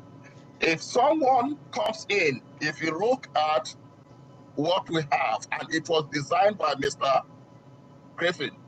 Actually, I designed it and he approved it. The signage, sorry, I'm talking about the student enrollment form. It can be divided. So when a student said he comes in, yes, the student comes in, or on the phone will register. And when that student registered, we have a set day that students will take the class. If you come to me, listen, I have situation, I will divide it because most of them will see the enrollment and will take advantage. This is where I am faulty. So I am begging, like I said, I do not want to go further. This is the situation I find myself into. Number 2, the girl signed in his signature. It is my full responsibility with check with the staff in the front. So it was mistakenly used his own sign-in sheet. That is, to me, is not forgery. I would have looked at it very well before put it on the academic system. So I did not forge his signature at all. He signed it. And I'm sure he will also testify that this is not photocopy, because I have been working with him even before 10, 15 years ago, before he got his job. Now, having said that, I will sincerely appeal to this council to look into my testimony and let it be what will be. Thank you very much. Most certainly. Thank you very much for your testimony. Thank you, Mr. Danagogo. I just have a couple of questions to follow up on what you just told us today. The first point, I just wanted to clarify, you mentioned receiving a letter or something in November. I just wanted to direct your attention to page 105, which is the last page of this hearing book. This is, you have that document open in front of you, Mr. Danagogo? Yes. Is this the letter that you wrote addressed to Mr. Matthew Griffin dated August 28th? Yes, that is after I received the suspension. I'm not talking about that. I'm talking about the one you sent me, and you called me also to make sure I received it. I said, no, I did not receive it because of the my school or my business email, and they send it to my private email. That's the one I'm referring to. I understand. Thank you, Mr. Danagogo. So if you're referring to the copy of the hearing book, the email in which I sent you the hearing book, correct? Yes, ma'am. Okay, thank you for that clarification. And Mr. Danago, you stated that a girl may have been involved in signing certain documents at Eagle. Is this girl one of your employees? I said, let me repeat myself. Please pardon me if I am not clarified. I said the documents in questions and the way we'll give receipts. The front desk, after they do their job, it should have been my responsibility, like Mr. Griffin said, to check through before I electronically send it to him. So no one signs any paperwork. The paperwork that was signed was Mr. Anthony DeGale. So it was not a photocopy. There are other paperwork that is still left in that office that we have been doing it, outside criminal justice service. So it was not a girl that involved. I'm saying that when they pick this information and give it to students that comes in, I think it was a mistake. It should have been only mine. So it was not separated from Mr. The girl's paperwork. That's what I mean. Okay, Mr. Danago, just to also clarify, you mentioned that it should be your responsibility to check. So isn't it true that as a school owner and director and instructor, it is in fact your responsibility to make sure the records submitted to the division are accurate and true? In part, yes. And you're the one that has access to the portal through which to submit these documents to the division? Yes. Is there anyone else at Eagle that has access to that portal to submit documents to the division? No. Thank you. And Mr. Danagogo, you stated that some of these courses were in fact 4 hours long in length. Is that correct? What I was saying that I was dividing the courses into 4 based on the student's request. Now, they should have been 8 hours annual, should have been a straight 8 hours. But because of the fact that most of the students, this is a repetition and it's required by law. And if they say, look, I have to do 4 hours, I work with them. I shouldn't have done that. This is why I find myself here. But most of them will repeat, will come. For example, none of these people that they mentioned that did 2 hours, 3 hours, or always at the back bench. Why they have to be on the back bench if the students are not full? But like I said, I divide them. That is probably why they have 11 or 3 people, just like that. But Mr. Danagogo, if you did divide the classes into 2 4-hour classes, wouldn't the student's name also appear on a second roster? Or wouldn't the roster reflect the actual dates on which those 2 classes occurred? No, I don't think so. When I don't know what I said. That means that I should have sent 4 hours and 4 hours. Is that the question? If I get it correctly. No, I'm sorry if I'm confusing you. I just meant if you divide the classes into 2 4-hour classes, shouldn't the paperwork submitted to the division reflect that? Okay, what I was saying, if students comes in on August 23rd, for example, and they have other things that, look, I have to take this August and I will come back the next day. So the class date will be the August 23rd. That is Just like if you look at the enrollment form, we have a place we call NUC, makeup class. For a student who misses renewal application, who misses a class for 2022, will come back in 2023 and will sit for 2 days in order to get the 2 certificates. That's what I mean.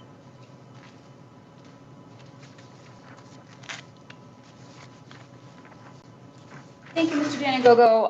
The enrollment agreement form that you submitted, I believe the council members have a copy of it printed as well in their packets. It does say there's an 8-hour annual course for $60, correct? All right. True that. This is what was recopied. Thank you. No further questions. That's his 4 and 4. Thank you. Mr. Danagogo, would you like to make a closing statement? Yes. Council. I know this is a very heavy in my head. It has created an impact economically and everything for my mistakes. I only beg for this council to look into and temper justice mercy on my own side. And I believe I have been working with the criminal justice since after I left the Department of Social Services for 28 years. This is my first time, and I believe this will not repeat itself. It is a human error in my part. But going forward, if I will be given a second chance, I will not make this mistake. Thank you very much. Thank you, sir, for your testimony. Thank you. The division will present its closing statement at this time. Vice Chairperson Lauro and members of the council, Mr. Danagogo, the division has presented substantial evidence that Eagle Security Training Academy and Mr. Danagogo, the school director, owner, and instructor, have failed to comply with multiple regulatory provisions governing security guard training schools and instruction. You have heard from Mr. Griffin and Mr. Castro regarding the thorough investigations they collectively completed. Together, they spoke with more than a dozen students during the course of their investigation into Eagle. We also heard from Mr. Griffin that he spoke with Mr. Anthony DeGale, who, despite appearing on 36 rosters submitted by Eagle for the year 2023, stated to Mr. Griffin and provided documentation to Mr. Griffin that he had not taught a single course at Eagle in 2023. His last class was sometime in 2022. He provided documentation in the form of hotel reservations, airplane tickets, other emails to show that he could not have been physically present in New York City or New York State on at least some of the dates on which his name occurred on the rosters. Dates in which Mr. DeGale's name and signature appear to have been photocopied with no variation in the ink or pen mark or signature, and put on rosters submitted by Eagle by Mr. Danagogo, who is the only person at Eagle who has access to the portal in which to submit documents to the division. Moreover, none of the students interviewed by Mr. Griffin or Mr. Castro provided a physical description of an instructor that matched the physical description of Mr. DeGale. The description that students did give matched the description of Mr. Danagogo, who briefly appeared in classes to give a few statements when videos were played for a couple of hours. There was no description of a thin, 6'2" African-American male, which is what Mr. DeGale describes himself as. At least one student also described an instructor as a female instructor, a light-skinned female, perhaps Hispanic instructor. However, there are no female instructors on record at Eagle, and utilizing an uncertified instructor is also against the regulations. While Mr. Danagogo alleges that Mr. DeGale's signatures were not photocopied, we heard from Mr. Griffin and have documentary evidence that Mr. DeGale emailed Mr. Griffin in response to his inquiry about those very signatures. He looked at 5 different signatures on which he looked at 5 different rosters on which his own signature appeared, Mr. DeGale, and he stated in plain words in an email to Mr. Griffin that he gave no consent to Eagle to put his signatures on these pieces of paper, and that he was not aware that that had been done without his consent. Most importantly, Mr. Danagogo himself stated to us today that he did utilize classes that were only 4 hours in length at most. We heard from some students that the classes might have been even shorter than 4 hours. Mr. Danagogo stated that students seem to want this request because they have busy lives and other things to attend to, but that is purely Mr. Danagogo's own beliefs. A 4-hour class does not meet the minimum requirements of the regulations. That is simply a fact. If the students had in fact been divided and attended classes that were 4 hours in length, and there were 2 classes each of those combined to make an 8-hour course, the documents submitted by Eagle should have reflected that. None of the students who were interviewed by Mr. Castro or Mr. Griffin indicated that they went to Eagle twice for 4 hours at each time. Most of them indicated that they went and paid for a certificate without any training whatsoever. There is substantial evidence that Eagle and Mr. Danagogo engaged in defects in business practices, which are against the violations, such as selling certificates and significantly condensing courses. The division has met its burden of proof. We respectfully request that the council sustain the disciplinary actions taken by the division, which are to revoke the approval of Eagle Security Training Academy as a security guard training school pursuant to 9 NYCRR section 6028.4, as well as the revocation of the certification of Mr. Danagogo as a security guard instructor pursuant to 9 NYCRR section 6029.7. Thank you very much. Thank you. If there are no objections, the council will go into executive session. Thank you. Thank you, Mr. Danagogo. Thank you, Mr. Danagogo. Thank you.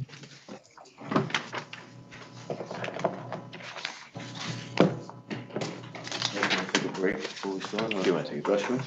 Yeah. 2 minutes? Yeah. Do we want to tell him Yeah. that after the executive session, you guys go into the business session? So we can just Let him tell know him. that- Because otherwise, He'll be he's just, getting I think he Yeah. thinks you're gonna make a decision today. Okay. So I'm gonna start the recording again, and you can just Okay. kind of advise him where we're at. Let me know when we're live.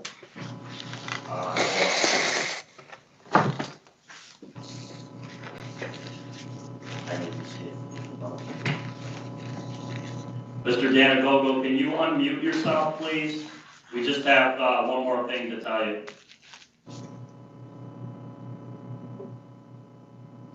Can you hear us, Mr. Danagogo? Yeah, you're muted. Can you unmute yourself? Nope, still muted.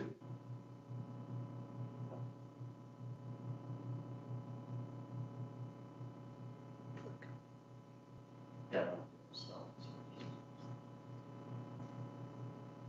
You have to click the unmute, Mr. Danagogo, so we can hear you.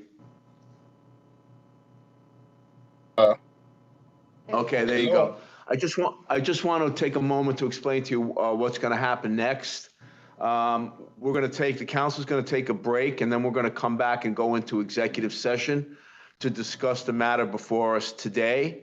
You no longer need to stay on the video call. The state will notify you in a few weeks regarding the determination that the council and the commissioner have made. Within 90 Okay. days. Within 90 days. Okay. Thank you. We appreciate your time here today again. Thank you. Thank you Thank very you, much. Mr. Danagogo. All right, take care. Take care.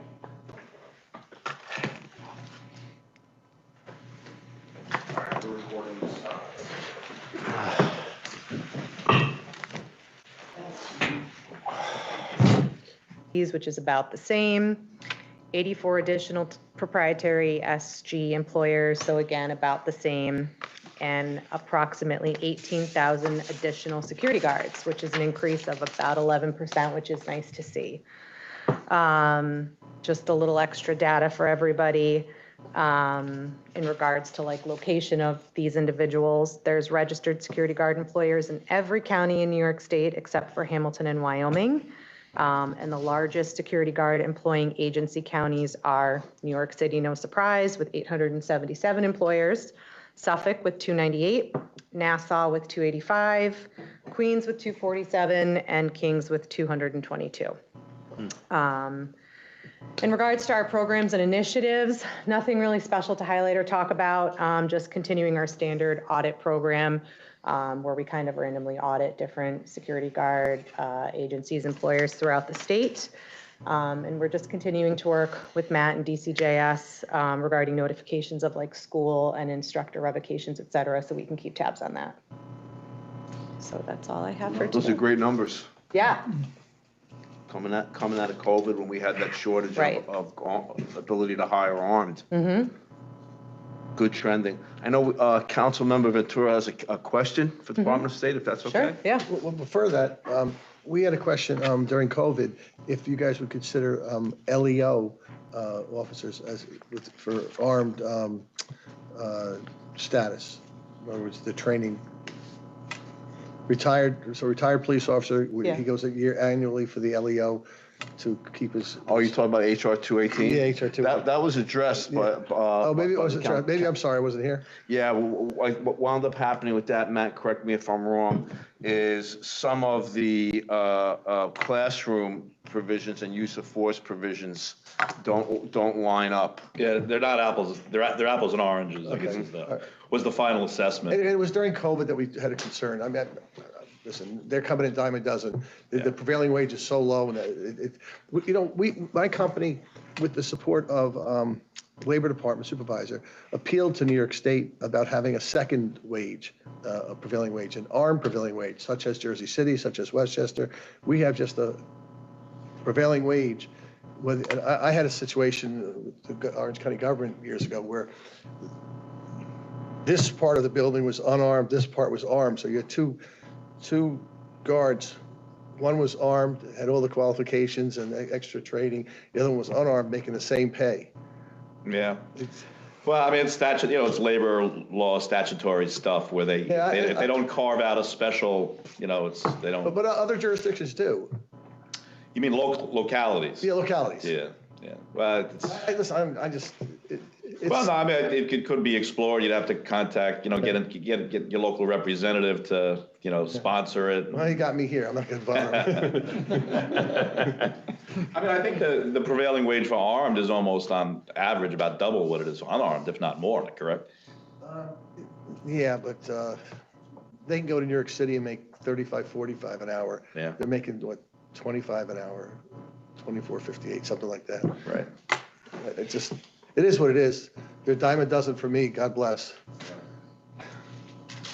Any other questions from the council for the DOS? So I had a question. I'm sorry. I don't want to take the floor. So I want to get my business partner on my license. Is there a, You may want to, Mr. Ventura, that might be probably good for after the meeting for you. oh, to I know, cover. that's why you picked me. Sorry. Yeah, no worries, No, no I knew worries you at had the all. question Yeah. on the licensing. Oh, okay. Yeah, perfect. Yeah, I'll That'd talk be to you. good. I'll talk to you after. Thank you. Yeah, I thought that was yeah. more appropriate too. No worries. You put me on the spot Yeah. like I should bring that up. Nope, that was the. No worries. It was the training question. I was going to be very careful how I asked. asked that. All right. On to Matt, DCJS. Thank you. Yes, good afternoon, everybody. It's been a little bit since we've been able to do the actual business meeting after the last few hearings that we've had. So I just wanted to bring you up to date on some of our numbers, what we're seeing. So our total training records in 2022, we submitted 182,378 training records to Department of State for licensing purposes. Broke down to 39,949 pre-assignments, 31,111 OJTs, 100,515 annual in-services, 580 47-hour initial firearms, and 10,223 8-hour armed annuals for 2022. So total of 182,378 so far to date in 2023. I ran these numbers last night. We have submitted 181,158 training records to the Department of State. So we still have another 6 weeks left. So I have no doubt we're going to be surpassing the number from last year, and that's what we've seen the last few years. It's tended to, we're trending upward. That's 42,251 pre-assignments so far in 2023. 32,649 OJTs, so we're already seeing an increase there. Right now we have 95,890 in services, and we'll get to that 100,000 mark. That's about our average per year. We're seeing 632 47-hour initial firearms, and which is a pretty good increase from the year before, and 9,736 armed annuals. That's so far in 2023. So we are seeing the numbers are going upwards as far as the number of trainings that we're seeing. Our schools right now, we have approximately 486 active schools, and that is divided up between open to the public schools and proprietary schools. Last year at this time, we had about 473. One of the biggest increases we're seeing is in the number of general topics instructors. Last year at this time, we had 1,631. Right now, we have 1,821, and we have seen a significant increase. So in 2022, we approved 131 new general topics instructors. To date, in 23, we've approved 190. So far, I attribute some of that change to we're seeing a number, I think we now have 6 or 7 schools that are allowed to do that security guard IDC course. And we're seeing a lot of school districts. Actually, I have a message I have to give a school district out in the central part of the state a call. We're seeing a lot of school districts that are opening up security schools just for their school staff. And so we've been fielding a lot of those phone calls. So they're bringing on new instructors themselves. And also our armed instructors have also gone up from 202. Right now we have 242. So and that usually has remained steady around 200. So we are seeing a slight increase in that. And as well as some interest in some schools going from just offering the unarmed to adding that armed component on. In 2022, we approved 15 new schools. So far in 23, we've approved 20 new schools. And I know that Kylie is working on a number of applications right now, waiting for people to get all the paperwork together. So the program's definitely growing. As you've seen over the last few sessions, we've had some complaints that have resulted in some revocation hearings, and I know we're going to be talking about another one that's going to be coming up. So with that, we are actually on November the 10th of this year, just a few days ago, the Division of Criminal Justice Services signed off, and they've posted to hire a second grade 18 position within the security guard program unit. So that person will be joining Kylie. And right now, my ideas for the second position is, they're going to help with the approval of the applications, right? The day-to-day paperwork. Just one person that can really become overwhelming at times. Having 2 people, it's going to really help that out, which will allow both of those staff members to concentrate on some other areas such as regulatory compliance.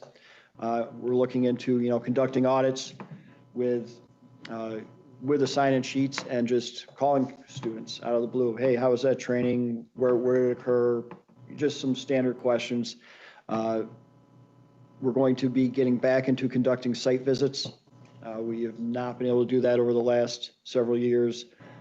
So now with both, we will have the ability to do site visits.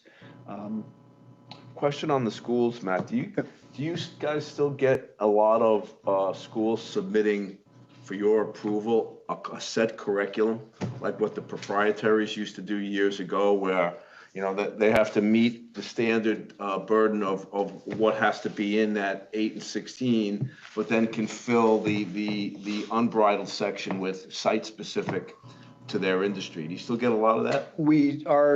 I'm seeing a little bit of the 6-hour OJT coming in from some proprietary employers. One is I'm working on right now is with Target Corporation. They do, I don't want to call it an academy, but they do a large block of training for their staff, their asset protection staff. So I've been having some meetings with them and speaking with them. What we're looking to do is to be able to take some of what they're already training and wrap it into, I think they're doing like I believe it's over 40, it might be like 60 hours of training. So wrapping that OJT portion into that, because they're a proprietary employer, they're only training their own asset protection staff. So I've been working with them on that. I've had some interest expressed from Walmart, another large retailer, along those same lines. With the number of school districts that we're seeing, the same thing. But the actual, open to the public, they're still using the general OJT. The annuals, which I'm actually going to get to a little bit, what we're doing with the annuals now. So we are seeing everybody obviously has to submit that course. It's interesting to hear that Target is, and I can imagine what they're trying to accomplish with that. There was an article in the paper the other day. I think it was in upstate. It might not have been New York. It was a responding law enforcement sheriff's department that Target put on notice that they did not want the apprehension of their shoplifters happening inside their tenant space. So in other words, arrest them outside. So I'm guessing that what they're trying to build into their curriculum probably has to do with use of force. Yeah, I know that they're going to be talking, liability and everything that goes in with loss prevention. So we do get those curriculum up, and we approve them. We're also looking, I'm looking to see about some of the auditing processes we have within ACADIS that can help us identify schools that might be regulatory concerns, whether through their submissions, their pattern of submissions, and look at the number of rejected and why they're being rejected. Getting another staff member in is going to help with that a lot. Does it do it itself? Does it run any analytics, or is that analyst driven? We can write scripts. Well, we can. There's business analysts that can write scripts within ACADIS. Pull down the data, and then you're able to go through it? Yes. Okay. Yes. So we're going to be exploring some of that. And then years back around 2012, 2013, they had all the schools submit an 8-hour annual curriculum. Some of these schools have not submitted any updated curriculum since then, and looking back through it, it's pretty much outdated. So I'm looking to develop a schedule to have some of these schools that haven't submitted us an 8-hour annual curriculum since 2012, submit a new one, update your curriculum. And to that end, we hand out a 8-hour annual development package, right? So what are we looking for? Because what we've been noticing is we get a lot of copy paste of the pre-OJT mashup review, which is not what an annual is supposed to be. So we've sent out this, I updated this stuff, and we're sending it out to the newer schools. And basically what we're saying is the annual is not an OJT pre-review. It's just not. I mean, that's not a valuable, use of time. It should be, there are no mandated objectives with an annual. There's these broad topic titles, which happen to coincide with the same topic titles as the other two unarmed, which creates some confusion. But, there's things like role of a security guard, emergency situations. So what we're explaining to the schools is when you're writing this curriculum, don't do a pre-assignment. So role of a security guard, we're telling them, you can include, especially for their proprietary places, you could do policies, procedures, expectations of that particular guard company, any updates you'd want to have your guard staff know about could be included during that. Crime prevention techniques, for the guards, what to look for. Also, some patrol techniques, expanded patrol techniques. Just some general best practices for handling security guard tasks and updating that. Under communications and public relations, we've been stressing, verbal de-escalation, how to get yourself out of a situation because, we've all seen those videos, with YouTube and others that just, it's a situation where the guard makes it worse instead of better. So the goal there is obviously to help with that. We're also been encouraging crisis intervention skills for security guards, responding guards, with some of the mental health issues that we're seeing. So just updating curriculum generally. And, we're electives. I'm very flexible with that. I mean, it could be anything security related. We've also been allowing CPR, AED. There's a 2-hour certification course you can do for basic CPR and AED. That if you're a appropriately rated instructor through American Heart Association or Red Cross, there's your elective as a first responder sort of thing. Would you guys consider, and I know this is a hot topic with federal DOJ now and the Bureau, it's their pathway to violence training and basically tied into workplace violence scenarios, where many times we have guards, inserted into those type of locations. Yeah, emergency situations, we do talk about, workplace violence response, responding to domestic violence in the workplace, responding to, the active shooter situation. So if there's something you'd like us to take a look at, I'd be more than happy to take a look. That's a DOJ program, right? Yes. Okay. Correct. Yeah, we'll pull it up and give it a look-see. Yeah. Proprietary in-house. No, it's Right. Because I have 14 school districts. We handle all that training and all that. Right. And I recruit the sheriff's department, which does the active shooter and all that to all these schools. But you're talking about just in-house. Well, this would be for something like you, if you have 14 school districts, you could write up annual in-service curriculum pointed directly at being a security guard in a school. So you could do. No, I would utilize it, but I'm just saying, yeah, what like you're students in crisis. describing is what the schools will have to obtain or get licensed through you. If you're, Hire their own guards, not contract guards. yeah, if the schools wanted to hire their own guards, they'd have to become proprietary employers of guards, and then they would, if they wanted to open up a school, and this is what we are seeing with some of the school districts, they would have to go through us to open an individual security guard training school in their district. So The training is applicable to guards regardless of their employer type. Gotcha. So is this guidance going out to the industry as a whole, or is this only if they seek your input or counsel like Target did? if they're applying for a new school, we send it out. We've been sending it out for the last 18 months or so. So if it's a school, anybody, whether it's proprietary or open to the public, if they are looking to open a security guard training school, we send this out as guidance to help As them a create packet, that. or is Yeah. this, okay. Yeah, it's just, This is being developed?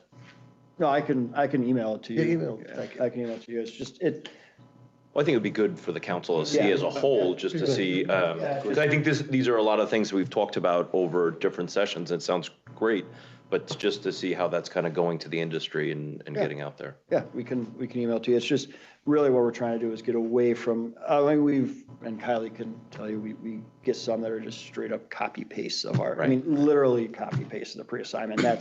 That's not going to meet the mark. Hey, Matt, I don't mean to interrupt you, but it will be forgotten, and Johanna already prompted me. So, when we send the council that information that you're speaking to, Yep. can we also, I'll send you a one-pager. We're gonna be sending out a request for applications for field rep consultants. It's not germane to just a security guard program, it's for peace and police training, for predominantly to act as liaisons to help with statutory mandates and do some announced site visits for peace and police training. But we do plan on using them for security guard training too, announced, and if there's an issue, unannounced, site visits around to the training schools. So that once it's approved, we'll send that packet out to the council as well, the request for applications. You may know folks that are suited for that. You'll see what the requirements are and everything. This But is item 3 on the agenda?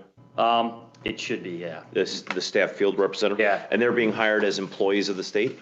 Consultants, so they're contractors. We Okay. use consultants a lot for instructors We receive that. to teach various topics that they're certified to teach. Right. Accreditation assessors, things like that. So this would just be sort of another wing of that approach. And if we just elaborating, Matt was talking about some of the work that he'll be doing with ACADIS in our system, being able to identify the schools that we can target these field reps to go out to. Right. And also areas of great liability. When Okay. we're talking armed guards and we see any growth with that or concerns with that, we can target them and have our field advisors go out there. So definitely, if you have people that you think would be good for that, please, as Todd indicated. That's great. Reach out. Is there a like, what type of ratio are you looking at in terms of, we're talking about, which is great. A few years ago, we were talking about decreasing enrollment. We were talking about the lack of schools. It sounds like numbers are, I don't know what the percentage was. I couldn't calculate the numbers, but it seemed like there was a pretty dramatic uptick in number of instructors, number of schools, just year over year from 2022 to 2023. Yes. Is that similar to kind of what we saw pre-pandemic? It was pretty stable pre-pandemic. It was. We're seeing a little bit of an increase. An increase. Yeah. So is there kind of a ratio that you're using on the number of field representatives that are going out based on the number of total security guards or number of schools? Is there anything that, is there a point of saturation, or, because you mentioned there's going to be one additional staff member here. So there's 3 that potentially could do on-site visits with this increased number of schools. Is that right? Right, yeah, it would be myself, Kylie, and then. And then they would get direction from you all to potentially go out there. Is that accurate?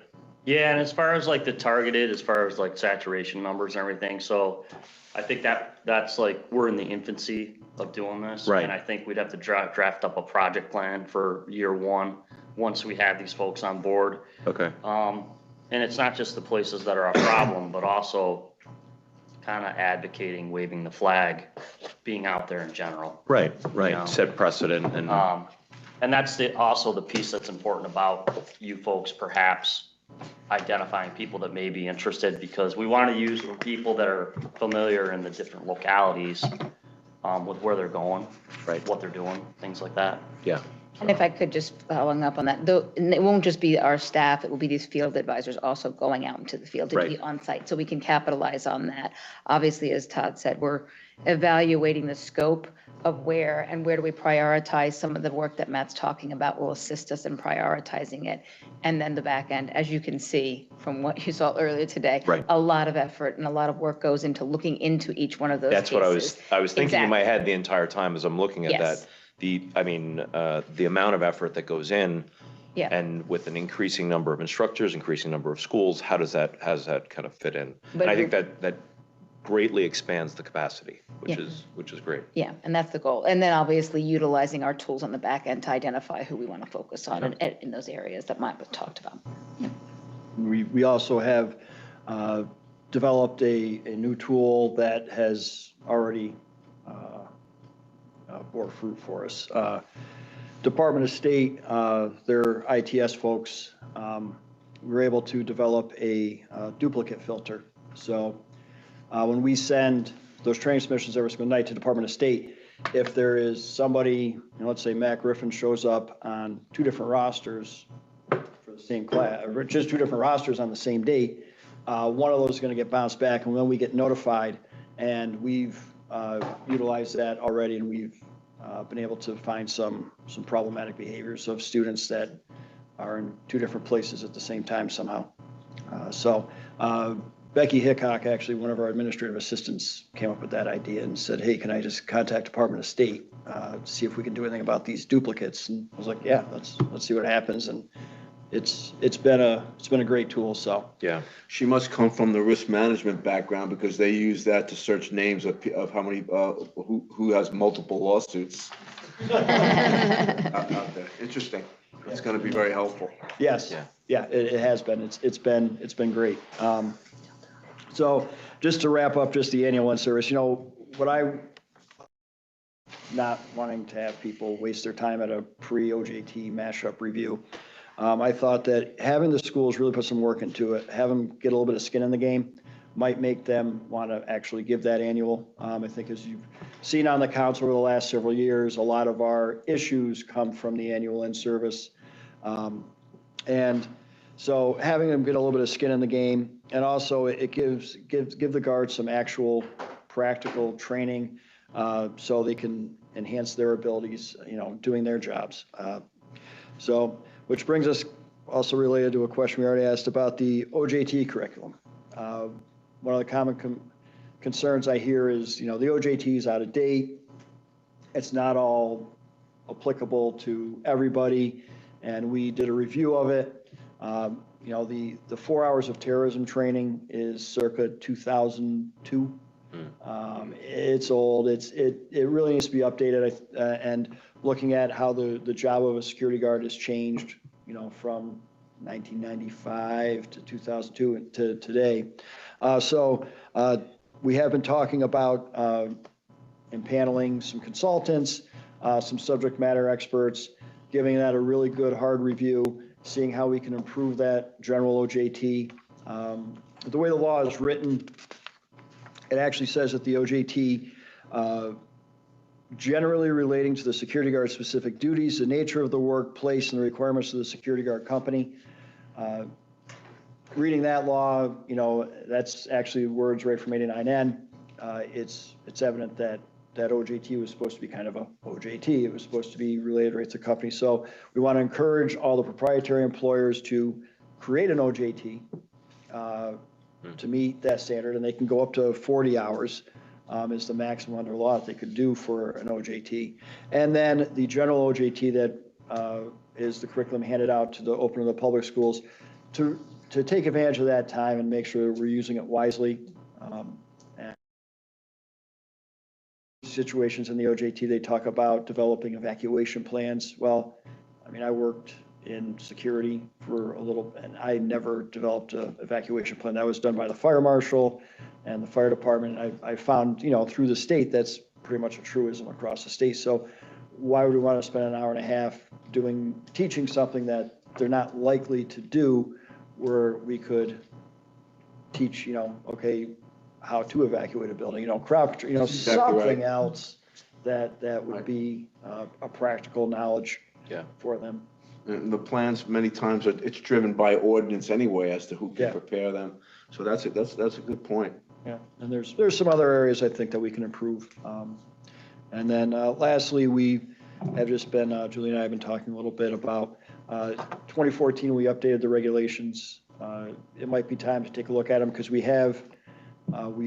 as so you who have schools would know, we submitted a training bulletin, basically opening up the live virtual training. We put some procedures into it. None of that's actually in reg. It's all done through a training bulletin at this point. And there's some other areas that we can address through some updated regs, clear up some confusion and all that. But regulations, as you may be well aware, take a little bit to get together and get passed and get through. So I would say, just looking into future meetings, I'm sure we're going to be discussing, regulatory changes and ideas, soliciting ideas for that. So that's, and Todd already covered the field representatives, and we're looking forward to getting a second 18 back in the unit. And then with the field reps, I think we're going to really start to get ahead of the game a bit. There's still some work to do there with it also. That's all great news. That is great news. What is there sorry to belabor the point, but the staff field representatives, is there a tentative idea on what the number is, or are they geographically located? Are they following numbers that are reported based on density? Obviously the 5 boroughs and Nassau, Suffolk, downstate. Is there a thought or guidance kind of how that's going? What we're first getting the application out and seeing what the numbers are, and then with the data that Matt was talking about together, we'll be coming up with a plan that they're coming together. These, as they've indicated, Matt and Kylie have been doing a great job. We were lucky to just get approval for the second position. So part of these efforts and planning will be part of that, and we'll be certainly happy to present to the council when we get back, the results of our analysis from that and the results of our plan when we get the people coming in from that. But it's, all of that is part of our analysis and work. Okay. That we'll be definitely happy to share with all of you. That's great. Do we have to approve any previous minutes in this session? There were not minutes in the last session because it was strictly a hearing. I'm sure you all have vivid recollections of the long hearing. But no, there was no business meeting, so no minutes. Is that why you're bringing the crisis counselors? And the previous, the previous two, there was no minutes. They were all hearing. Well, this was a great meeting, a lot of encouraging things to come. Oh, we do have two other matters. I'm sorry, Vice Chairperson, excuse me. We have two other matters, actually, that we just wanted to bring to your attention. The first matter is just a matter of scheduling our second hearing for the proposed revocation. The parties are represented and the attorney has requested an adjournment. So I believe you have a printout of the adjournment request in your packet. We'd just like for the council to rule on whether to grant the adjournment or not, and then we can discuss potential dates moving forward. Yes, I make a motion that we grant the request for an adjournment. Approved. Thank you. So with that, the attorney has proposed 3 specific days in December, as well as 1 week in January. And of course, the council is welcome to propose additional dates. Those specific dates are December 11th, December 15th, December 19th, and the week of January 16th, which is a Tuesday because that's the day after Martin Luther King Jr. Day. Do you want to figure that out the regular way through email, or do you want to get a general consensus now? I know Matt and I spoke earlier that we feel that, I know I would not be available those 2 weeks in December. That week in January seems to be the better option. Yeah, away from the holidays. Right. Yes, absolutely. Is there, I don't want to open a can of worms here, but I'll just do it. Is there, location, is this working? Sure. For this group, it is. Okay. I know we were talking earlier, we've got some new folks coming in at some point from from Long Island, and we may have to relook at, but you guys are also exploring other options as far as remote. But for now, this is fine, unless anybody feels that Manhattan needs to come back into play. Oh, but you could. I'd rather go north. You could bring up the parking now. Oh, yes. Yeah, so we're gonna explore that, parking. I'll get you some guidance that's concrete as to better parking, closer parking, things of that nature. I saw on the curb, DCJS or police, and I was Yeah, tempted to that's, put a retired police, but I was that's where they, all you have to do is arrange to bring up a bunch of breathalyzers with you for maintenance. Donate. And then you can park there. But we did mention that, of course, the vouchers are available for the garages. We talked about that. I think that the only real outstanding issue right now is for Nick, whose truck doesn't fit. And maybe if there's something we can do in the interim I know we've got a couple of more sessions that we have to do. Yeah, I'll look into a few options, because there are options around here. You just kind of have to be, as you know. You have to be in the neighborhood to know. There's a lot behind the building across Washington Avenue, and it's $10 a day. It depends upon what's going on, if there's various activities and so forth. Every once in a while, we'll say no public parking, but for you downstate folks, $10 a day is an absolute bargain, right? Yeah, absolutely. So facing this building behind it? So directly across the street, across Washington Avenue is 99 Washington Avenue. The Dunkin' Donuts in that building across the street. So behind the building, there's a parking lot. I'll take a tour. Yeah. That might work. I'm sorry, isn't it? No, it's not Swan. Elk. It's Elk. Yeah. Yeah, enter through Elk, yeah. We'll definitely work on that, and we'll get you guys some better assistance with that. Just the revocation hearings, the individual today said that they couldn't make it because of economic conditions of making it up here.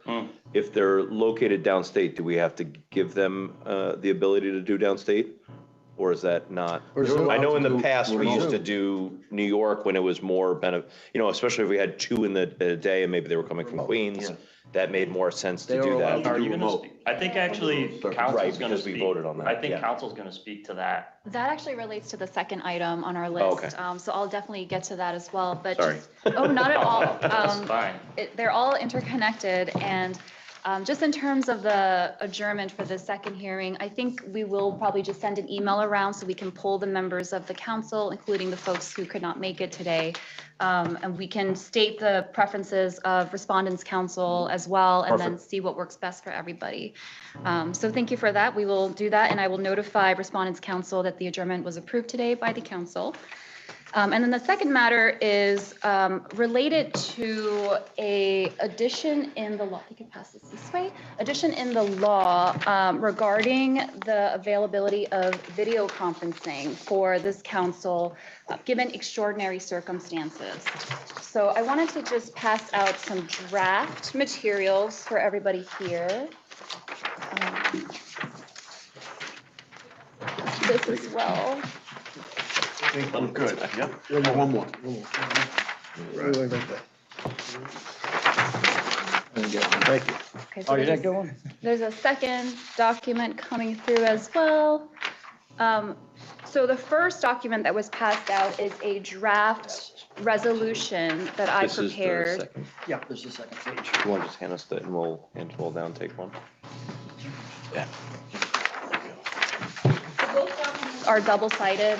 Both are 2 pages each. They are separate documents. The first document is a draft resolution. It's titled Resolution Number 1. This is a document that I drafted for the council's consideration and with public comment, an opportunity for the public to comment on it as well, regarding the availability of this video conferencing option when council members have extraordinary circumstances. So Chapter 56 of the laws of 2022 of New York amended a portion of the open meetings law. And so Section 103-A of the Open Meetings Law, or the Public Officers Law, authorizes the Security Guard Advisory Council to allow its members to attend via video conference under extraordinary circumstances. It requires that the council develop procedures for such video conferencing, which is what the second document is. It's a draft procedural document that I drafted, which is very closely aligned with the draft resolution. But essentially, extraordinary circumstances is, it's explained somewhat in the law. It can include things like illness, caregiving responsibilities, or any other significant or unexpected factor or event which precludes the member's physical attendance at a meeting. So it's not a closed list. If a member wishes to utilize this option for video conferencing during extraordinary circumstances, they must provide advance notice to the council and the division. And so the procedures, if you read through it, I think gives like 4 business days of notice, which the council can decide whether or not that is adequate. And so the member who utilizes this extraordinary circumstances option could then video in from another location, such as their home, or another location. That location does not need to be open to the public. All right, so if a council member elects to use this option, they can video conference in from a location of their choice that is not open to the public. That council member will not count for the quorum, but they will be able to vote. So that is an important consideration to keep in mind, is that council members who use this option will not count towards the quorum. Oh, Can I ask a question? Yes, of course. All right. So if they decided to then list their location, so say they went to their business location and said, I'm on Long Island, I'll list my business, does that then allow it to count towards quorum? Yes, it does. Okay. And so that is actually addressed. If you look in the second document, the procedures document, let's see.